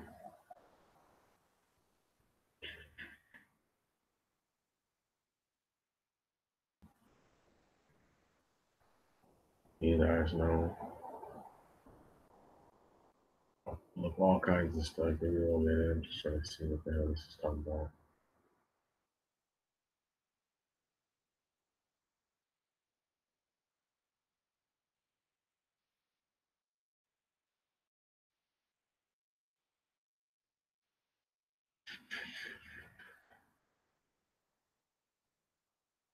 See, sometimes I can read what chicks are saying. Sometimes I can't. Yeah, she's talking about sexism. I don't have time for that bullshit. Other article saying, because who knows what her idea of sexism is.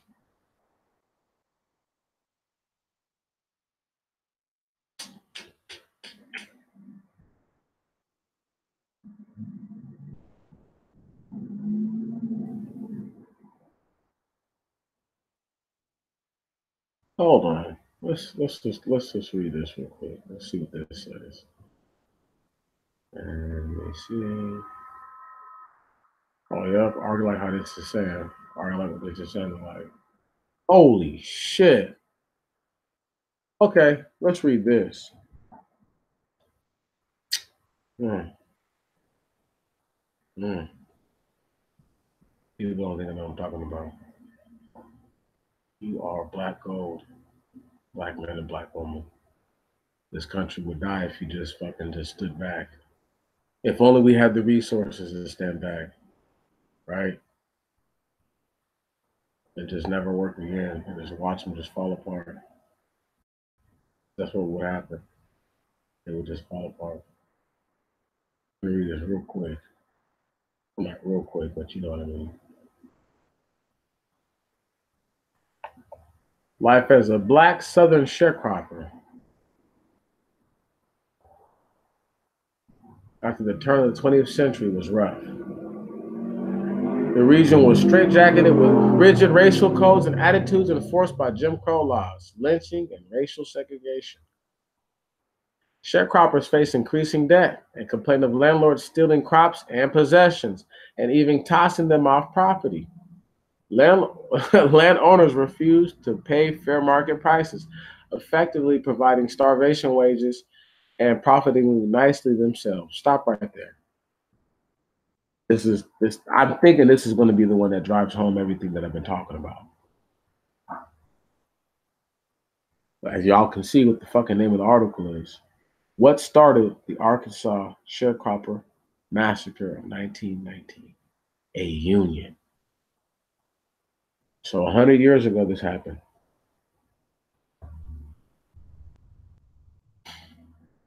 In response, black sharecroppers in Arkansas attempted to form a union. The reaction from whites was incendiary.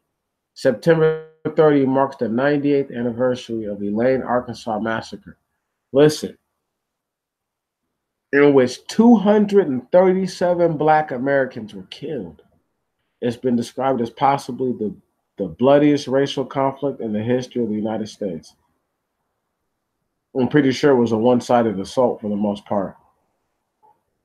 The summer and autumn of 1919, in fact, has been termed Red Summer. The racist-fueled violence in cities across the country ended in hundreds of deaths, mostly black people killed by whites. The violence grew out of cross-current of labor unrest and racism fed by the post-World War I competition for housing and jobs, and stoked fears of Bolshevism and socialist and communist influence on the black civil rights movement. Stop right there. Socialists were in everything. But when I told y'all about that eugenics shit earlier, I thought I told y'all about that. Because it makes all this stuff is coming full circle. I understand. That's why they hated him. Because who are the real socialists? The Jews. Who are the Bolsheviks? The Jews. Right. Right. Shit's real. The summer and autumn of 1919, in fact, has been termed Red Summer. After racist-fueled violence in cities across the country ended in hundreds of deaths, mostly black people killed by whites.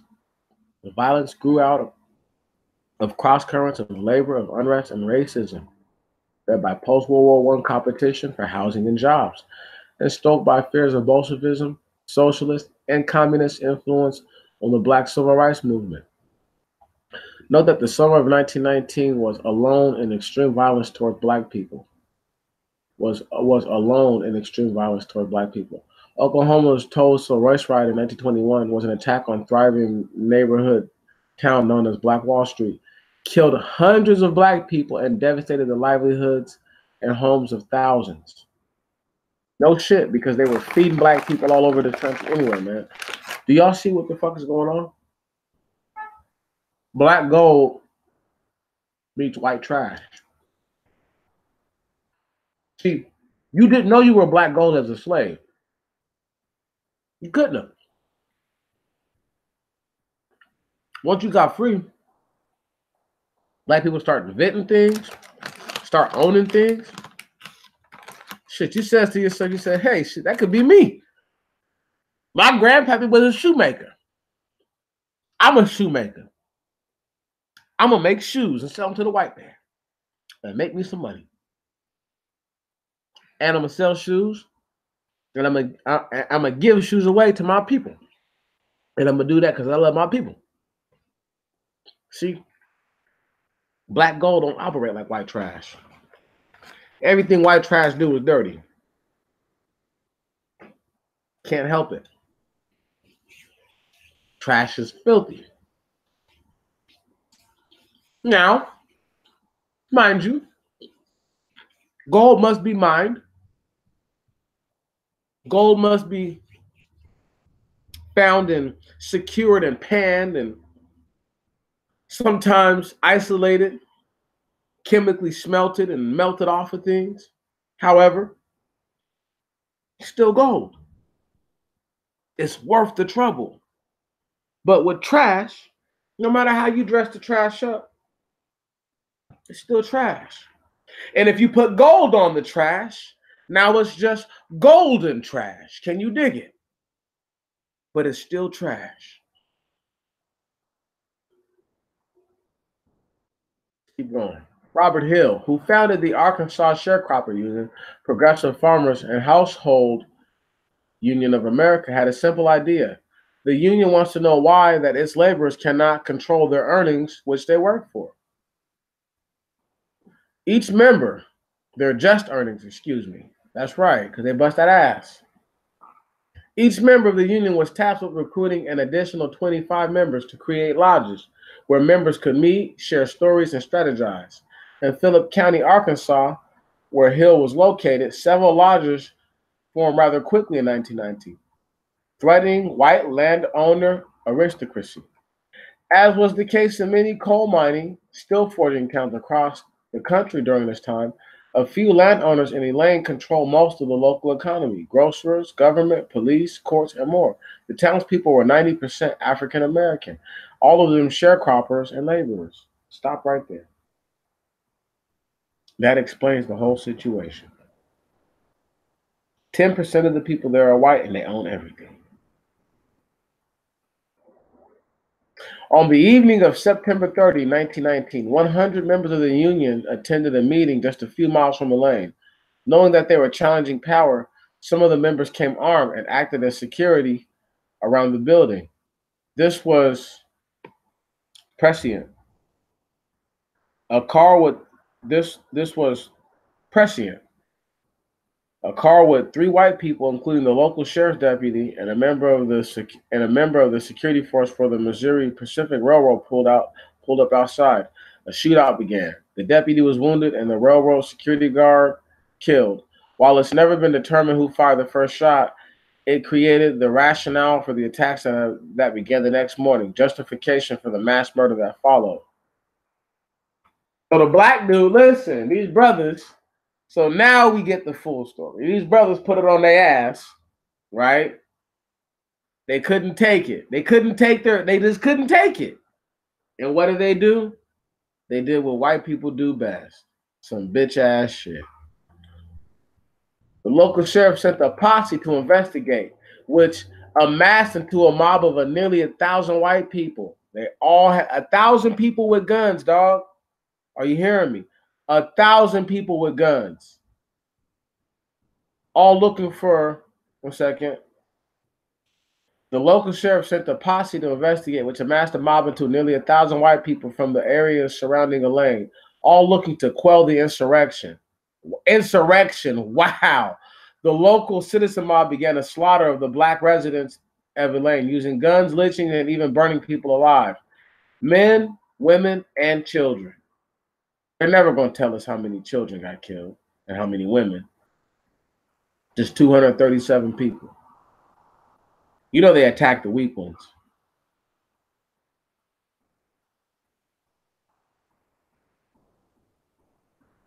Here we go. Kill all white. Slaughter was to begin with 20 prominent men as the first victims. We just begun. Password. Here we go. Here we go. Here we go. Here we go. Right? You know white people. You know white people. Yeah, these poor blacks were like, we're just gonna kill all the white folk and think we're gonna get away with it. Oh fucking K, man. You see how ridiculous this shit sounds? Let's keep reading.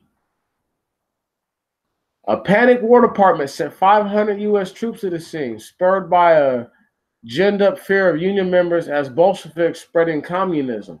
President Woodrow Wilson even declared that in March of 1919 that the American Negro returning from abroad would be our greatest medium in conveying Bolshevism to America.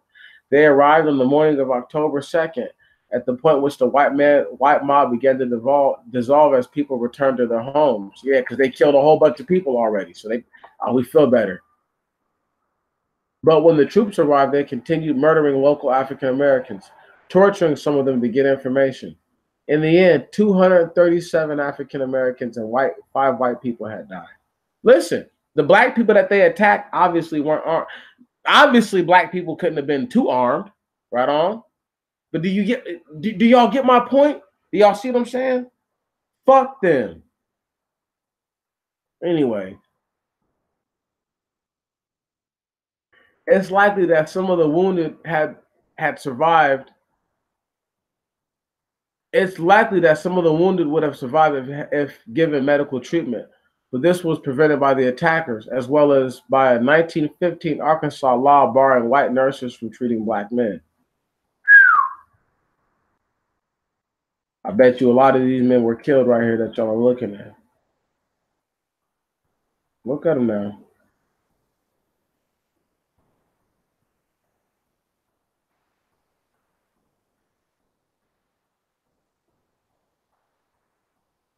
The plight all too similar for many black people, man. 12 men were sentenced to die in the immediate aftermath. The NAACP represented the men on appeal and successfully got their death sentence overturned. 6 by the Arkansas Supreme Court in 1921, and the others by the U.S. Supreme Court in 1925. Oh, yeah, because they had already killed 237 black people. Fuck it, we're going to let y'all live. But y'all know, a lot of their people probably died. It's sad. Shit is crazy, man. Fucking A. Troops confined 285 black men in stockades. 12 were accused of murder and sentenced to the death in the electric chair, and eventually, after years of appeals, released. 65 pled guilty to crimes that they'd never committed and served jail sentences up to 21 years. Some were never charged and ultimately released. The racial violence of the Red Summer of 1919 was distinguished by the fact that African Americans across the country, many of them returning World War I veterans, began to defend themselves against attack in a coordinated manner. In Washington, D.C., the earliest that year, World War I veterans helped repel random but frequent attacks against by white residents, spurred by false rumors of rape of a white woman. When local police refused to intervene, some of the African American residents retrieved their weapons and brandished them as they came to the defense of their brothers and sisters. The standoff ending with the summoning of the National Guard. That's the type of shit I'm on, and bitch ass niggas don't even, you feel me? I'm flexing on niggas right now. That's the shit that I do, and these bitch ass niggas want to act like they're activists. These niggas are talkavists. Can you dig it? And don't worry, that video's coming. You feel me? The active talkavists. I'm about to bust their ass. Don't worry. In late July, a race riot in Chicago began with a young African American man killed by a white stone thrower who thought the man had gotten too close to a whites only swimming section on Lake Michigan. Ensuing fight lasted 3 days before federal troops arrived, with armed black civilians and veterans grouping confronting with white mobs and shootouts and street fights. I love it. I fucking love it. Pussy ass niggas today. Right. Once again, niggas in Chicago talk all that shit. These niggas ain't shit. They ain't banging it out with nobody. They shooting each other in the back of the head like a bunch of cowards. Anyway, man, let me stop. Some 350,000 black men served overseas in World War I. Writing early in 1919, W.E.B. Du Bois observed, "We returned from the slavery of uniform which the world's madness demanded us to don to the freedom of civil garb. We stand again to look America squarely in the face and call a spade a spade. We sing this country of ours, despite all the better souls, despite all its we sing this country of ours, despite all its better souls have done and dreamed. Better souls. That's right, us. And it is yet a shameful land. We return. We return from fighting. We return fighting. That's right. Because it was that fucking crazy back then. The fail of the justice system to protect people of color and to indict white members of armed forces that commit murders on the job, as well as the systematic continuation of violence against black people, was accepted by those in power 100 years ago. Stop right there. Jim Crow. All the way. What do you think forced black people to leave, man? So once this generation got too old to fight, right on, there was no war, became too poor because it was legal for these people to do a lot of the skullduggerous shit they were doing. It creates the atmosphere where no biggie. But these failures still exist today. And when Colin Kaepernick and others attempt to shed light on them in nonviolent ways, part of our society aggressively demands allegiance from black people and threaten violence to get it. And when torch-bearing fascists march in Charlottesville, Virginia, it's a threat of intimidation and violence toward anyone perceived to disrespect white culture, simply because they demand equal justice and a fair share. So Brandon Weber, that's the dude who wrote this. White dude right here. He's probably a quadroon or something like that. Anyway, these dudes. This shit is crazy, y'all. I can't stress it enough. There's no giving a number to understanding how this shit works, man. It is so deep. Now, the white dude used Colin Kaepernick in the end real quick just to kind of, puff himself up. But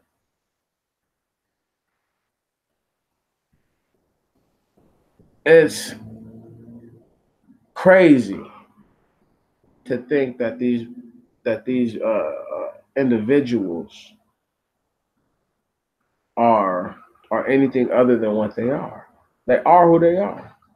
Right on? They're white trash at its finest, at its finest. And you, my friends, have the potential to be black gold, the better souls, as one part Mamser himself, Mr. W.E.B. Du Bois, spoke out of his mouth. So the craziest thing I guess I have to say is that, because I know I can deviate from the whole rape and all that stuff. I'm going to talk about why they stressed eugenics and how it actually created an atmosphere for now understand birth of a nation. All this shit comes out all around the same time. And all these things are happening. So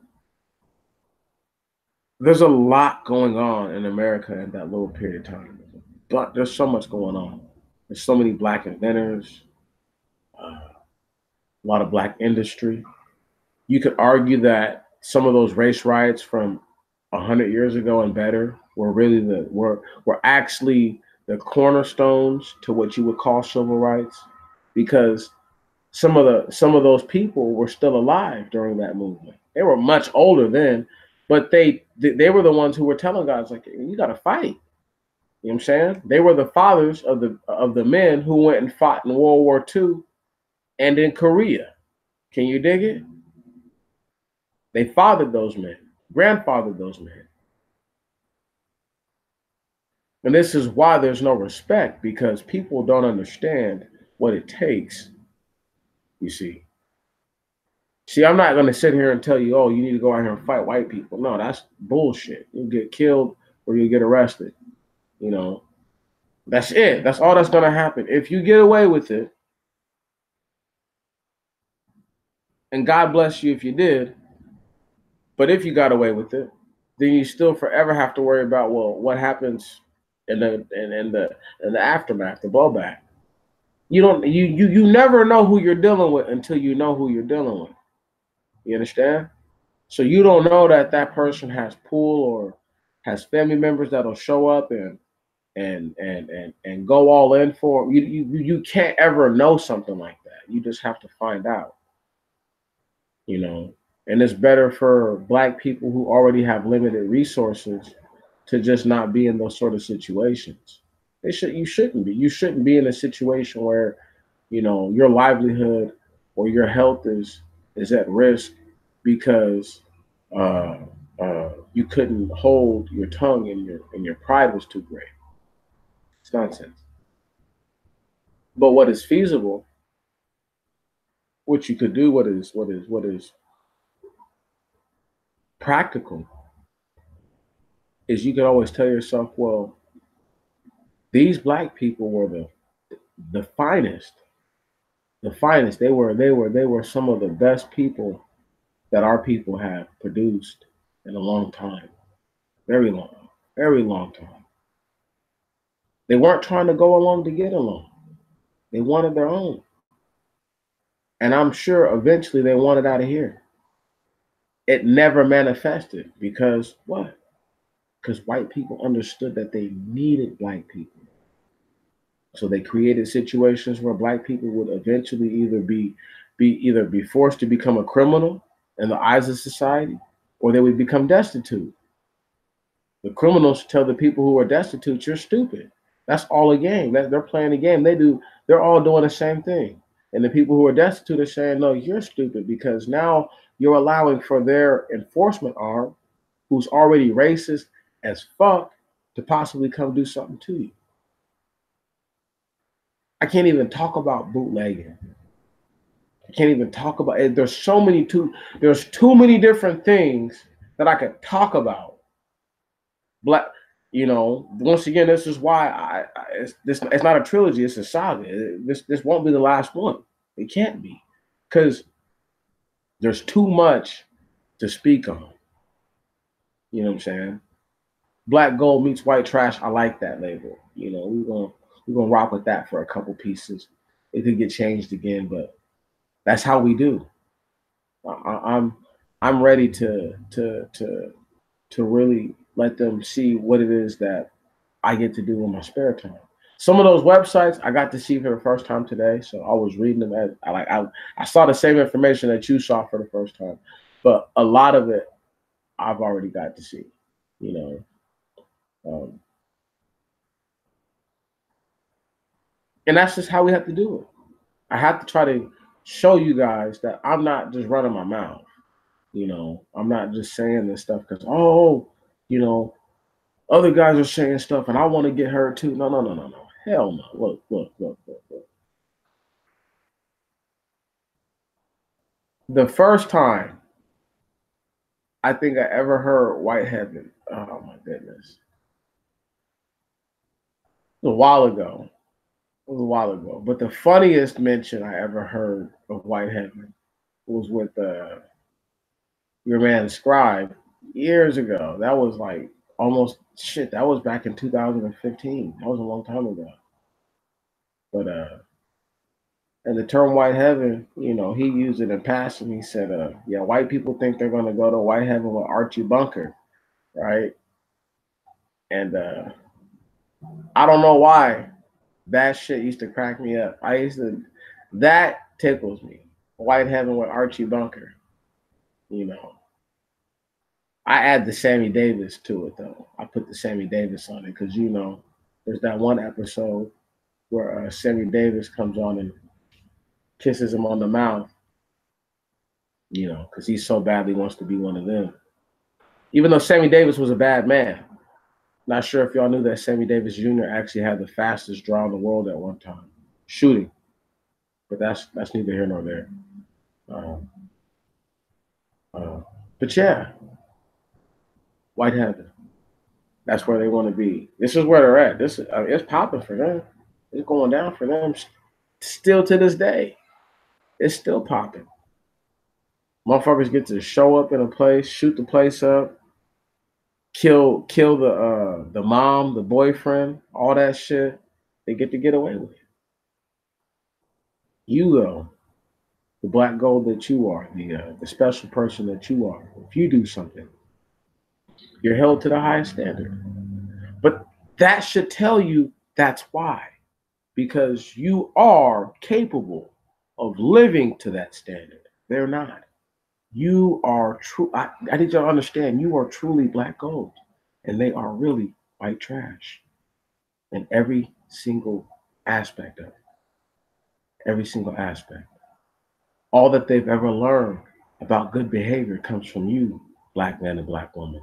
I was gonna break off into talking about the Francs, but I canned that earlier this week in my mind just because I was like, nah, I don't want to do that. I don't want to do that again. But I will stress the uh, the strong relationship between blonde hair and blue-eyed people and dark hair, dark-eyed, darker skinned people with curly hair, thick curly hair. I'm gonna stress that relationship. Uh, Thousands of years, you could argue that they've been in contact with thousands of years they've been in contact with us, and they have a vehement jealousy, hatred, disdain for us. See, there must have been a time when black people dealt with them that black people knew who they were, and now that they don't know who they are, they feel like they have the leg up on you. They're still trash. They're still garbage. They haven't even figured out how to effectively run a society. I mean, that speaks volumes in itself. They have yet to address some of their most basic issues in their mind. They suffer from mental illnesses and deficiencies on the highest level. On the highest level. Most of them are so sick that if you told them that they were sick, right, they'd get angry, not realizing that you calling them or telling them that they're sick is just like them saying that the people who do drugs are sick. Right. As opposed to saying, oh well, they're just a fiend and an addict, you say no, they're suffering from a sickness. And I'm saying the same thing about you, white trash, that you suffer from a sickness. You are sick, nasty, and disgusting. And my black gold, my family, you are the remedy to their sickness. But don't remedy them, don't make them better. When black men and black women give children to these things, you make them better. They didn't make you better. They brought you down. They brought you to their level. Now you're gold covered in trash, and they're trash covered in gold. See, you're always going to be gold, and they're always going to be trash. But if a person can't see that you're gold because there's so much filth surrounding you, they're never going to acknowledge that you are a rare mineral. They don't have to. What need is there to say you are valuable? I don't have to tell you that you're valuable if I've got you dressed up in garbage and you believe it. What's even worse is you want to be trash like me, says them. But they know that and they play on that. You see how they tried to do you see how all these places try to make it seem as if the characters who deserve the credit that they truly do deserve? I mean, like, more than deserving. On one line, you have one place that says that Madam C.J. Walker invented the hot comb and pomades, right?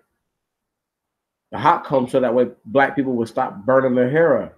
Now, who's to say that she didn't burn her hair? She didn't burn her scalp or lose a bunch of her hair burning it up and said, nope, that'll never happen again. If only I had a comb that could do the same thing. Right. I know it's hard for people to believe something like that. I know it's hard for people to believe that. They're like, oh, she was only she was only she was only selling hair growing products. I can show y'all pictures right now from women in the early 1900s who have perms. Black women with perms. Okay? Don't play with me. Don't play with me. She was the devil. She was the devil. If I ever talked about the devil, she the devil. And I hate her. And I hate her. I hate every single one of these black devils. Every single one of them who ever got rich in this God forbidden country and didn't go for broke, bringing their people up. I feel nothing for none of them. That's why I can only feel so bad for what happens to any of these black men who are famous. It's not like it's not, no. Name somebody who went for broke. Name one. Name one. Name one out of the thousands who've been given a chance. Okay? Name one. There isn't one. They don't fucking exist.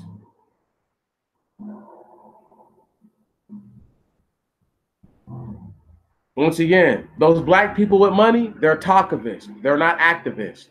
The activists normally don't have the money. They're trying to get the money so that way they can do a little bit more than what they're doing. Because the little bit that they're doing is helpful, but it's just not changing anything. But the talkavist, oh man, the talkavist, dangerous individual, very dangerous. Now, once again, before I get ready to pack it all in,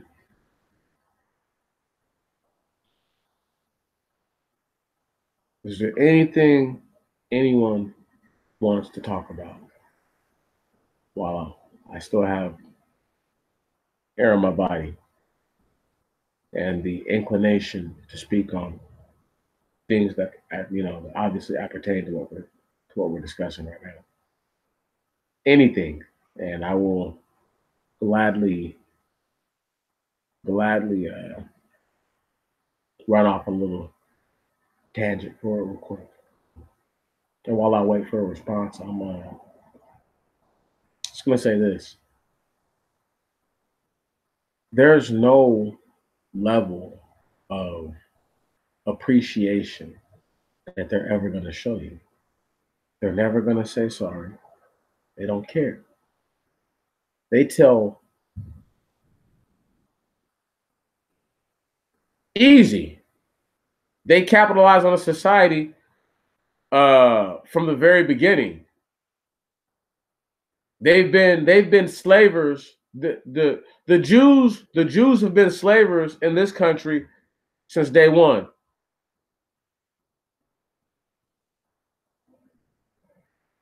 It is what it is. You know what I'm saying, bro?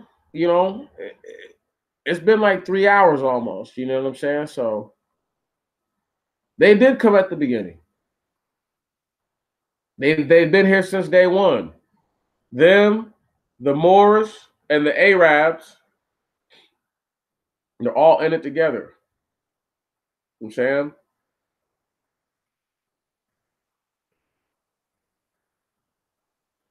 So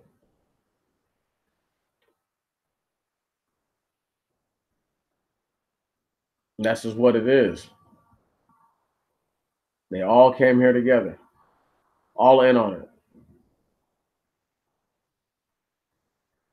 I can't bullshit you. You know,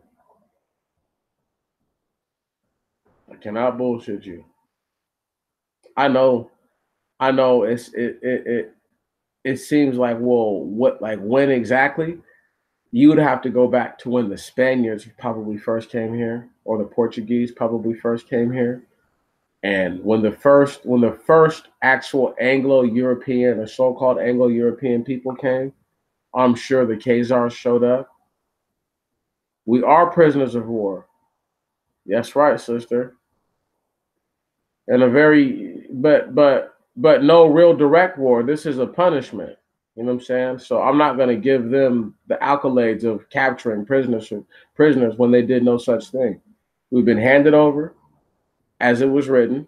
That's how the fuck it goes. They didn't write that. Once again, I need y'all to understand, white people didn't write that prophecy down. You know what I'm saying? I can't stress that enough. You know, that's not their doing. So us being here, we're prisoners of we are the vestige of punishment for wrongdoing of generations before. Nothing more, nothing less. We wouldn't be here if our ancestors had done right. It's literally that simple. It's literally that simple. But yes, we are prisoners of war in a very special war. But it's not one that we're going to be able to end uh, just by simply saying that we understand. I'm pretty sure if understanding our situation was all we had to do, the Most High would have come back already. I think there's a lot of black people who understand the plight that they're in now. It's become more clear as we get ready for 4 more years of President Birdman. You know, granted that we make it out of this year, uh, to get ready for 4 more years of that dude, he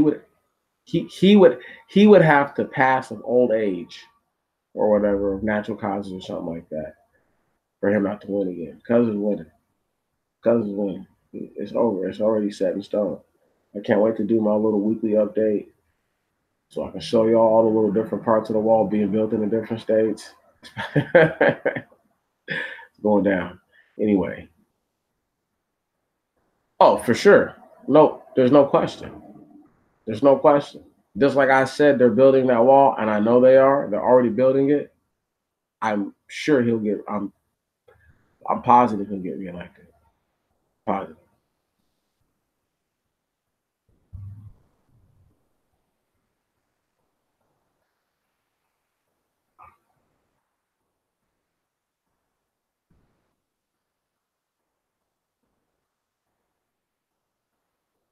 I love it.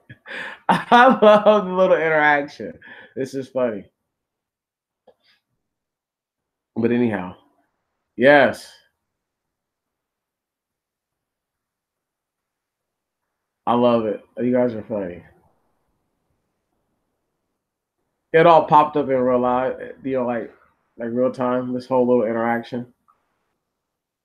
Once again, people are too they're too disconnected. You know,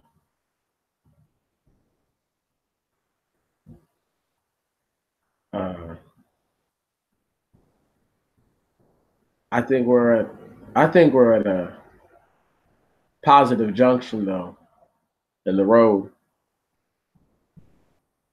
If YouTube tries to flag the video, I highly doubt it. Highly doubt it. I love you too, sister. You know, we love you too. It's all love here. You know, as much hate, as much hate and frustration this world builds up for us in this little environment. It's all love here. You know.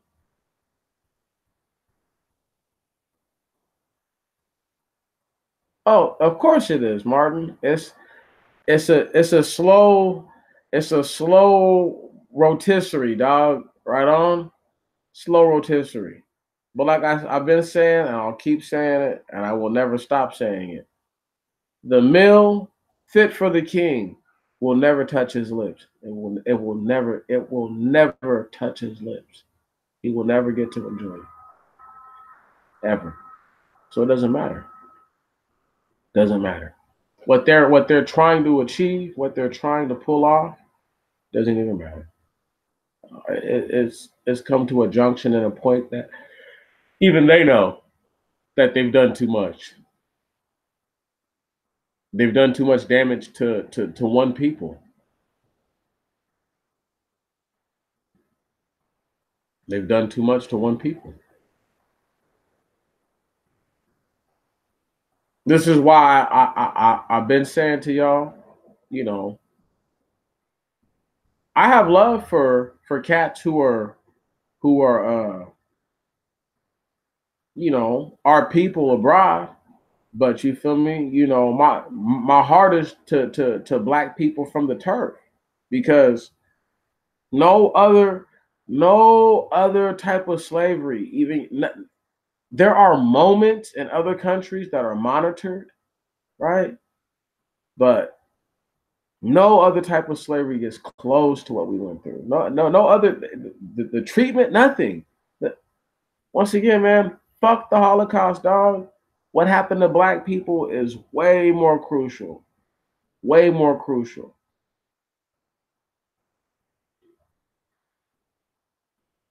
I ain't gonna say nothing else. I almost said something that would have for sure got the video. Would have for sure got this shit flagged down. Let me chill out.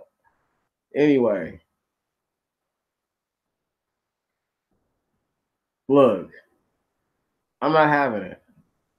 I'm not having it. I'm not hearing it, and I'm not having it. When they said that those black people armed themselves and were standing up for their brothers and sisters, that's who y'all dealing with right now. I'm one of them. Okay, I'm not the dude standing off with my phone in the hand talking about World Star. I'm the dude who's quiet off to the side, waiting for my moment. Like I might have to get involved. I don't want to. That wasn't my plan, but I'm not gonna watch this brother get done wrong. It's normally a brother. Every once in a while it's a sister. But for loudmouths and bucket heads, I let them get what they have coming. So if you're talking that life, I hope you're really about that life. Because I come with respect first. The funky business comes after. You know what I'm saying? And that's how I get down. You know, if I can respect somebody or be respectful towards them or show enough cordiality towards them, then I'm gonna do so. But I'm not kissing nobody's ass. You know, it's just not gonna happen. I don't kiss my own father's and mother's ass. I'm not gonna kiss anyone else's. It's just how it is.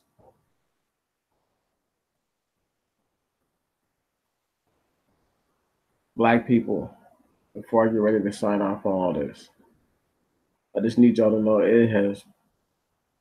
this is not gonna be appreciated until I don't know, man. Maybe there's like another moment where white people go crazy. You know, this is white heaven. It is white heaven at a pinnacle and degree. You know, that is incredible. My week was okay. I went through a couple of little trying moments at work and in my personal life where uh, I could have lost my composure, but I didn't. You know, it is what it is. You know, it's been a funny week. How was your week, sister? Huh? How did things fare for you? I paid most of my rent. I still owe my roommate some money, but I got him next Friday. We get this next little check. Been dealing with discrimination on the job. That's what I've been dealing with. Little punk ass non English speaking motherfuckers trying to hate on me. You know what I'm saying? Little Middle Earth dudes. They kill me, man. Every time they start doing crazy stuff, I just be like, see, this is what being from the, I just be thinking I'm from the topsoil. They're not from topsoil. So there's different. We have different formalities. They're not from. They're ultimately genetically not from topsoil. You feel me? They're post-flood Middle Earthers, not pre-flood topsoilers.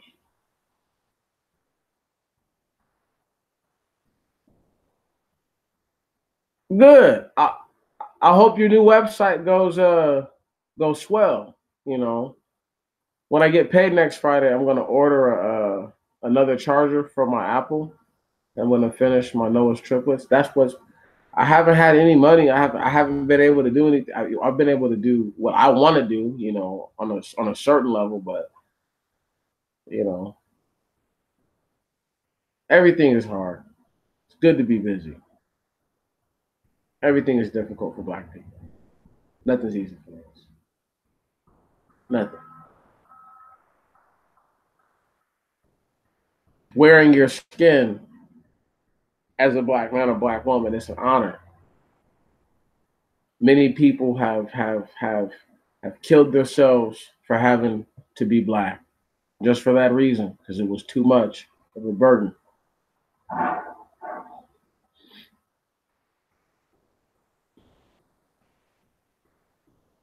Meaning slaves. However, let's end this on a, who knows? It doesn't matter. They just want to watch. Right on. Silent observers and and uh what's the polite way of saying it? They're not adversaries, but sometimes I think that some of the people who are watching are cats that I listen to. You know what I'm saying? I'll be pretty sure for the most part. Whenever, oh, you get your mom, sure, that's fine, but I'm talking about like days where there's more than 4 or 5 people watching. When like a handful of people will show up, I'll see what's going on, and I'm like, yep, yep.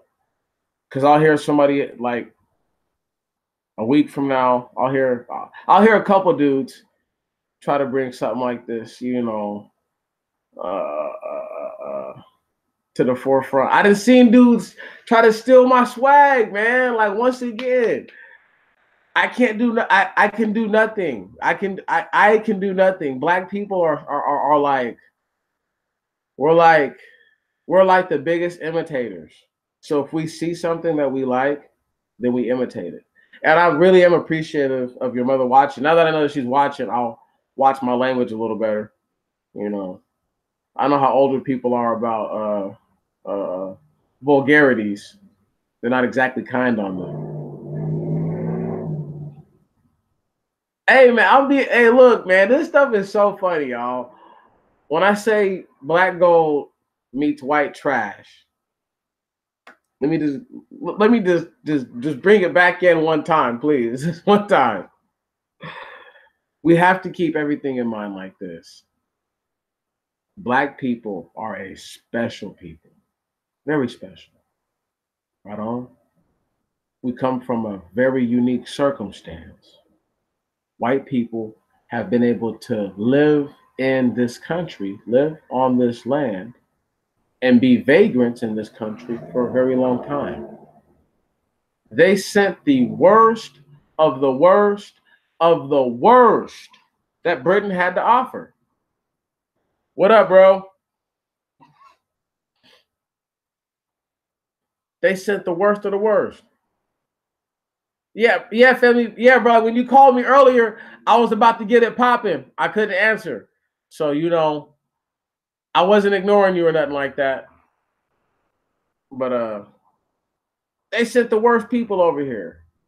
The absolute most skullduggerous uh pieces of garbage that they deem bad seed, waste people. Those same waste people came here and killed and slaughtered at a record pace. Listen, I got a video that's going to be on my other channel. I'm going to upload it probably as soon as I get done with this.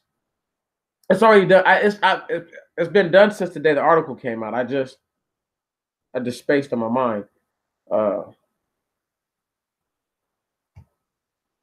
it's about white people killing indigenous people at a record number. They came here and did it at a pace so vicious.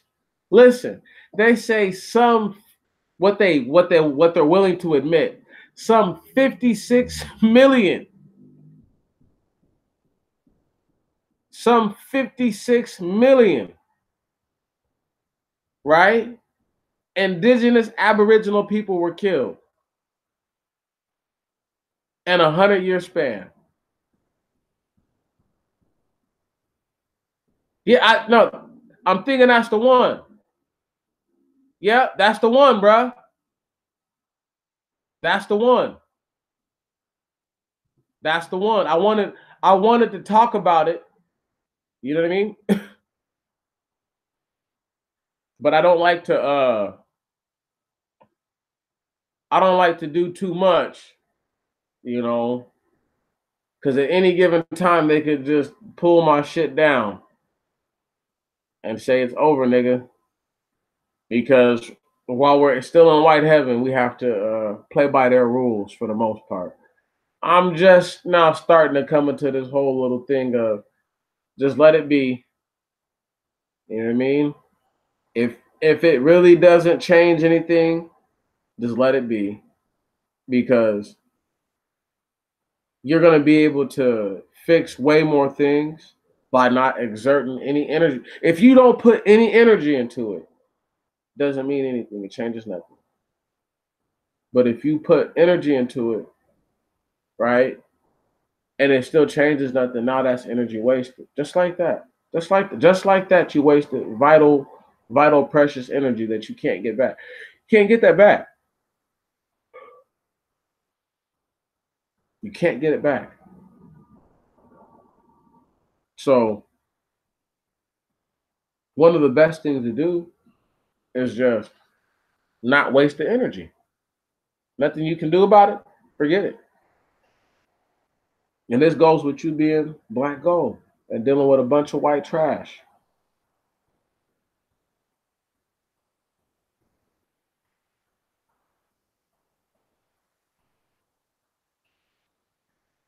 Oh man, it's man, this ain't there's you ain't missed nothing, Martin. Right on. I'm talking about the same stuff I've been talking about, dog. I'm praying to get a couple of other people, you know, to want to see that they're a little more unique than what they've been putting themselves off to be. This is why I don't believe in and now for real, obviously I believed it before in my life, but these last 3 years, 4 years have really been like, yeah, that's just not cool. All the blood mix and all the race mix and stuff, that shit is just, you know, it's too much. It's too much. People want to be like, well, I want to be happy and I want to, you know, they make me sick. What do they want to be so happy for? You're funny. All y'all are funny. Everybody's like, well, I missed a little bit, Pimp. I'm gonna have to go back and, rehash that real quick. Y'all ain't missed nothing. I tied in a little bit of that of the critical information that I know really does matter. That part about Chucky D and his cousin Francis Galton. My bad, Charles Dawg. I don't know. I have this bad habit of nicknaming people and calling them that. Just like D.3. You feel me? Donald Trump has been D.3 since he was running for office. So it's like that's his real name to me, D.3. I don't call him Donald Trump that often. I almost never call him Trump. Anyway, that's just how it goes. So Chucky D, he was doing the most. He dies, then his cousin picks up the torch, right? Runs with it. Just a year before Gregor Mendel, who crushed successfully everything that Charles Darwin was talking about. Smashed him to pieces. If you've seen that piece, that's one of the most important parts of this entire thing because when you talk about blood mixing, you're talking about dominant and recessive, right? Now you're talking about white people who came to understand that they had recessive genetics, right? See what I'm saying? Now, they're not going to tell you that they use that they're not going to tell you that the man who promoted eugenics took conflicting, took adversarial, diametrically opposed arguments and meshed them together. I'm not going to tell you that. What does that do for people who want a blood mix? It tells white people, okay, well, look, if we let these white people, if we tell them that they can't breed no more, right? Then we tell the black people It's okay. It's okay. A lot of them do that. A, a whole lot of them have retarded kids in general, and it don't be their cousin. So I mean, it being his cousin, I don't think stopped it. You know, I think he could have got with anybody and had retarded kids. You feel me? You know what I'm saying? I mean, and I'm being dead ass serious. You know, I'm being dead ass serious. Like, I don't, I really don't believe that people having babies with their cousins makes people retarded. I don't believe that. I don't even think people having children with their brothers and sisters normally make them retarded. There's just a matter of decency, you know. Uh, uh, Decent people don't sleep with their sisters. Decent people don't sleep with their mothers. Decent people don't sleep with their fathers. Right on. They don't sleep with their aunties and their uncles. If they can help it, they're not sleeping with their cousins if there's a large enough pool of people to choose from. But any tribal setting, the most logical marriage arrangement are normally between cousins. So I'm not gonna say that him marrying his cousin is that's what makes him retarded. I just think it's more feasible that Charles Darwin himself came from poor genetic stock. When I say poor genetics, I mean literally poor genetic stock, garbage stock. Uh, how many rich white people have you met that were stupid as fuck? Just completely, absolutely, you're like, cuz, how could you be so dumb and you grew up with everything? There's a bunch of them like that. So I don't think Charles Darwin, I don't think the mentality of white people has changed. I don't think whatever it is that they go through, it hasn't changed enough for them. You see what I'm saying? Um, because I I'll point it out just like this. Like, there's a few black people who have mental deficiencies. Today, there's a few. Like, it's very rare. It's very rare that you actually meet a black person, a black couple who has a child with autism. It's not that's not very common. Um, and normally, then I always think that one of them or both of them have genetics that are compatible for that, i.e., they're both part Indian or something like that, or have a white person in their family. You see what I mean? And those recessive genetics have manifested through their offspring. So, and they both too might also be a little slow. And there's a lot of people that we know are like that, who are kind of slow, who have kids, and then their kids are special just like them. So this goes into what those judges are talking about, where he was like, I think 3 generations of imbeciles are enough. White people were just they literally could talk and do all this other stuff, right? Just like the whole Southern gentleman nonsense, right? These dudes from the South were, a lot of them were well educated. You know what I'm saying? Very well educated, very well spoken. That's why Calvin Candy in the movie Django was like that. You know what I mean? Because he was supposed to have been a cultured Southerner. You know, people from the South, and Calvin Candy was a Jew. He was not an Englishman. He was a fucking Jew. Native American people are always like that. But once again, any kind of people that have women that are funny built, I always know that people like that, you feel me, can be special. You know, there's a bunch of Asians who be like that. There's a bunch of those Middle Earth people are like that. And no offense, they're chicks. A lot of the time, if the women haven't been eating, well, it depends on how the genetics take it. No, they're not smart. They're not smart at all. So did I. Went to school with a whole bunch of them. I went to school with a bunch of a lot of people. The Asians aren't as smart as people think they are. There's a couple pretty smart Asians, but that's because their parents force them to do that kind of shit. You know, they're not just like that all on their own. You got little poor little Leroy Johnsons all over America. You know, dudes grow up with gunfire in the background, uh, and uh, and these guys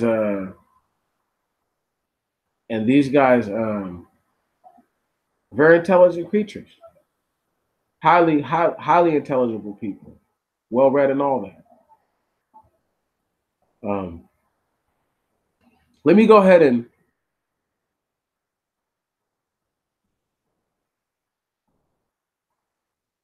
yeah. Well, I mean, but that's once again,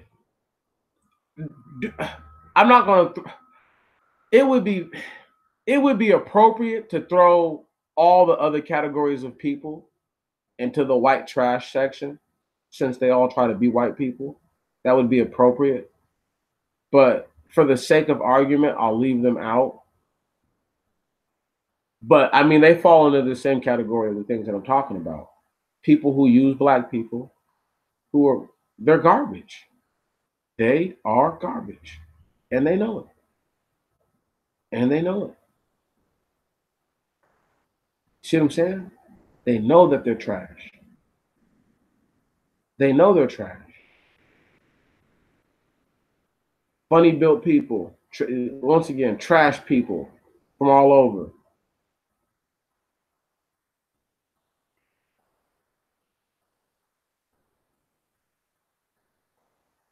Same here. It's just where I live. It's not a matter of like, you know, if there was an actual, there is no black neighborhoods in Washington. Once again, I can't stress it enough. There isn't one. If there was, I'm not sure I'd be willing to live there if it was like every other black neighborhood in America.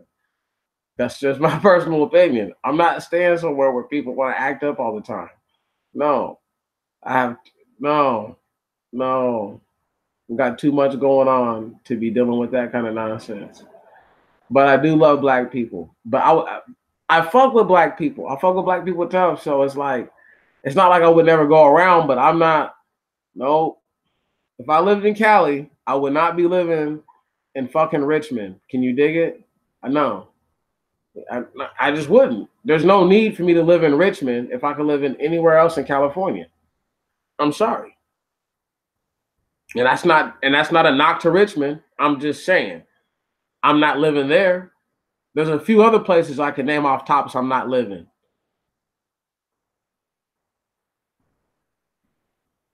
I could do a lot of look. I could fly to Africa if I wanted, or if I didn't have this court case going on. There's a lot of things. There's a lot of things I could do that we could do. I'm not messing with them. Look, look. When I deal with black people who are in that sort of mentality, I already know if I don't come bearing gifts and I don't come on some, because that's how black people are.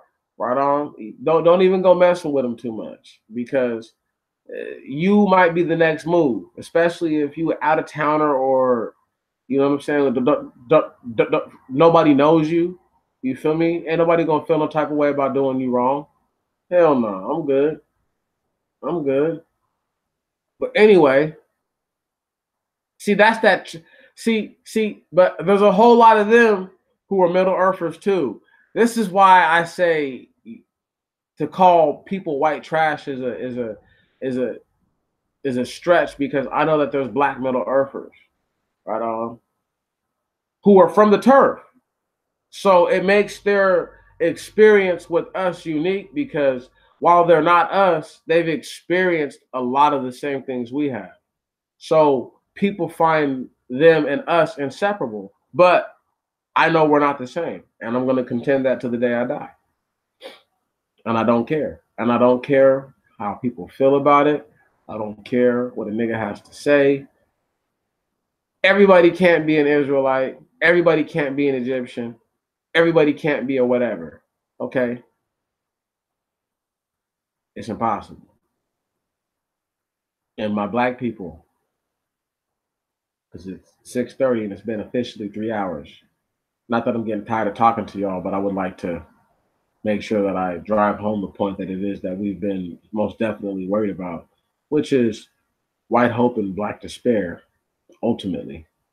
See, white people have always had hope because of shit like being able. How do you kill 237 people and not one of those people get convicted of a crime? Not one of them. What? How did the state of Arkansas not find the decency to find the families of these people and charge them with murder years later, since there's no statute of limitations on it? This shit is crazy. It's absurd and it's abominable. But this is what we have to contend with. This is what we have to deal with.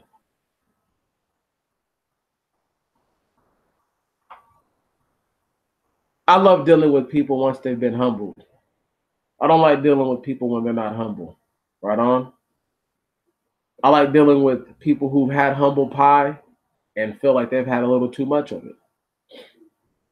Those are my favorite kind of people to deal with. That's why I love dealing with y'all because I always get the sense that everybody here has been served many slices of humble pie, no matter how short or how long their lives have been. And that's what makes I'm sure that is a common thread for all of us. But don't worry though, humble pie sometimes does taste good because it's a stark reminder of where we're at. My black gold compatriots, be on the lookout for the white trash because it's coming. It's here. It is the white trash is here all around you. It will never go away. All you can do is sweep it up, put it in the garbage can. That's it. You have no other options. You do anything else, if you'd like to be like Meech, yep, that's how it is. They're never that far. You got to think if you're dealing with 10 white people, 8 of them are white trash, more than likely. More than likely, no matter how they live, no matter how they look. Right. 8 out of 10 of them, dog. 8 out of 10. At least 8 out of 10, if not 8.8 out of 10. It's a crazy number. It's a crazy number. You got to think TV shows show the exceptional versions of them. Okay. TV shows don't show the dudes with ate up teeth. Okay. Nigga look like he been drinking acid his whole life. They don't show those type of dudes on TV. Little black spots that are supposed to be teeth. They don't show those dudes on TV. They don't show them. Please. I'm saying. I'm saying. Y'all know I ain't lying. Y'all know I ain't lying. That's right. They put the best of the best. That's right.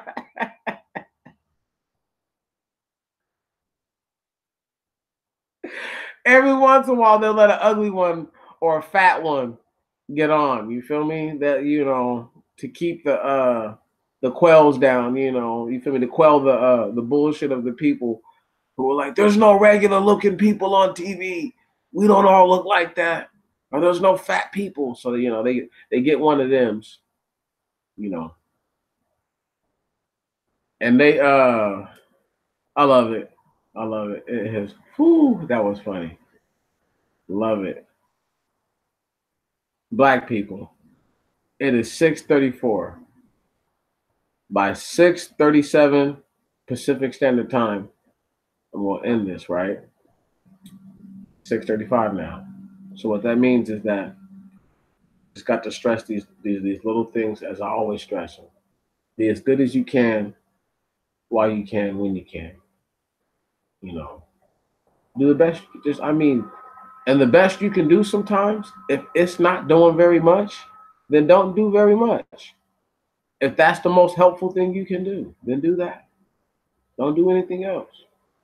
If all you have to offer the world is is a smile and a hug and kind words, give that to the world.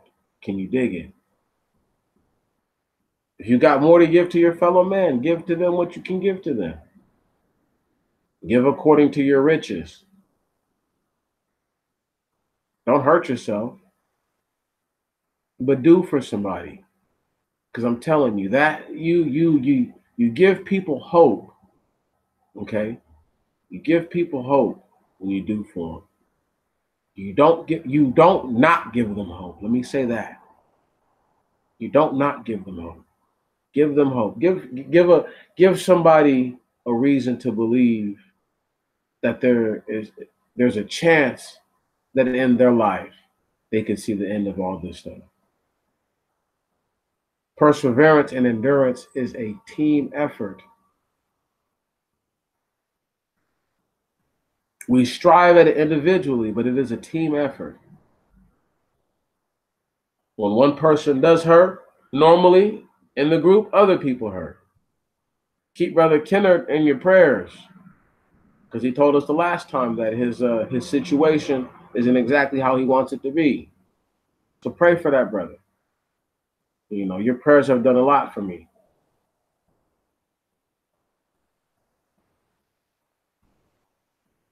I'll check it out. I'll check it out. But it's 37 after, y'all. So I guess that means I got to keep my word, to be honest. It is always an honor at all times. I salute you. You guys have a blessed night.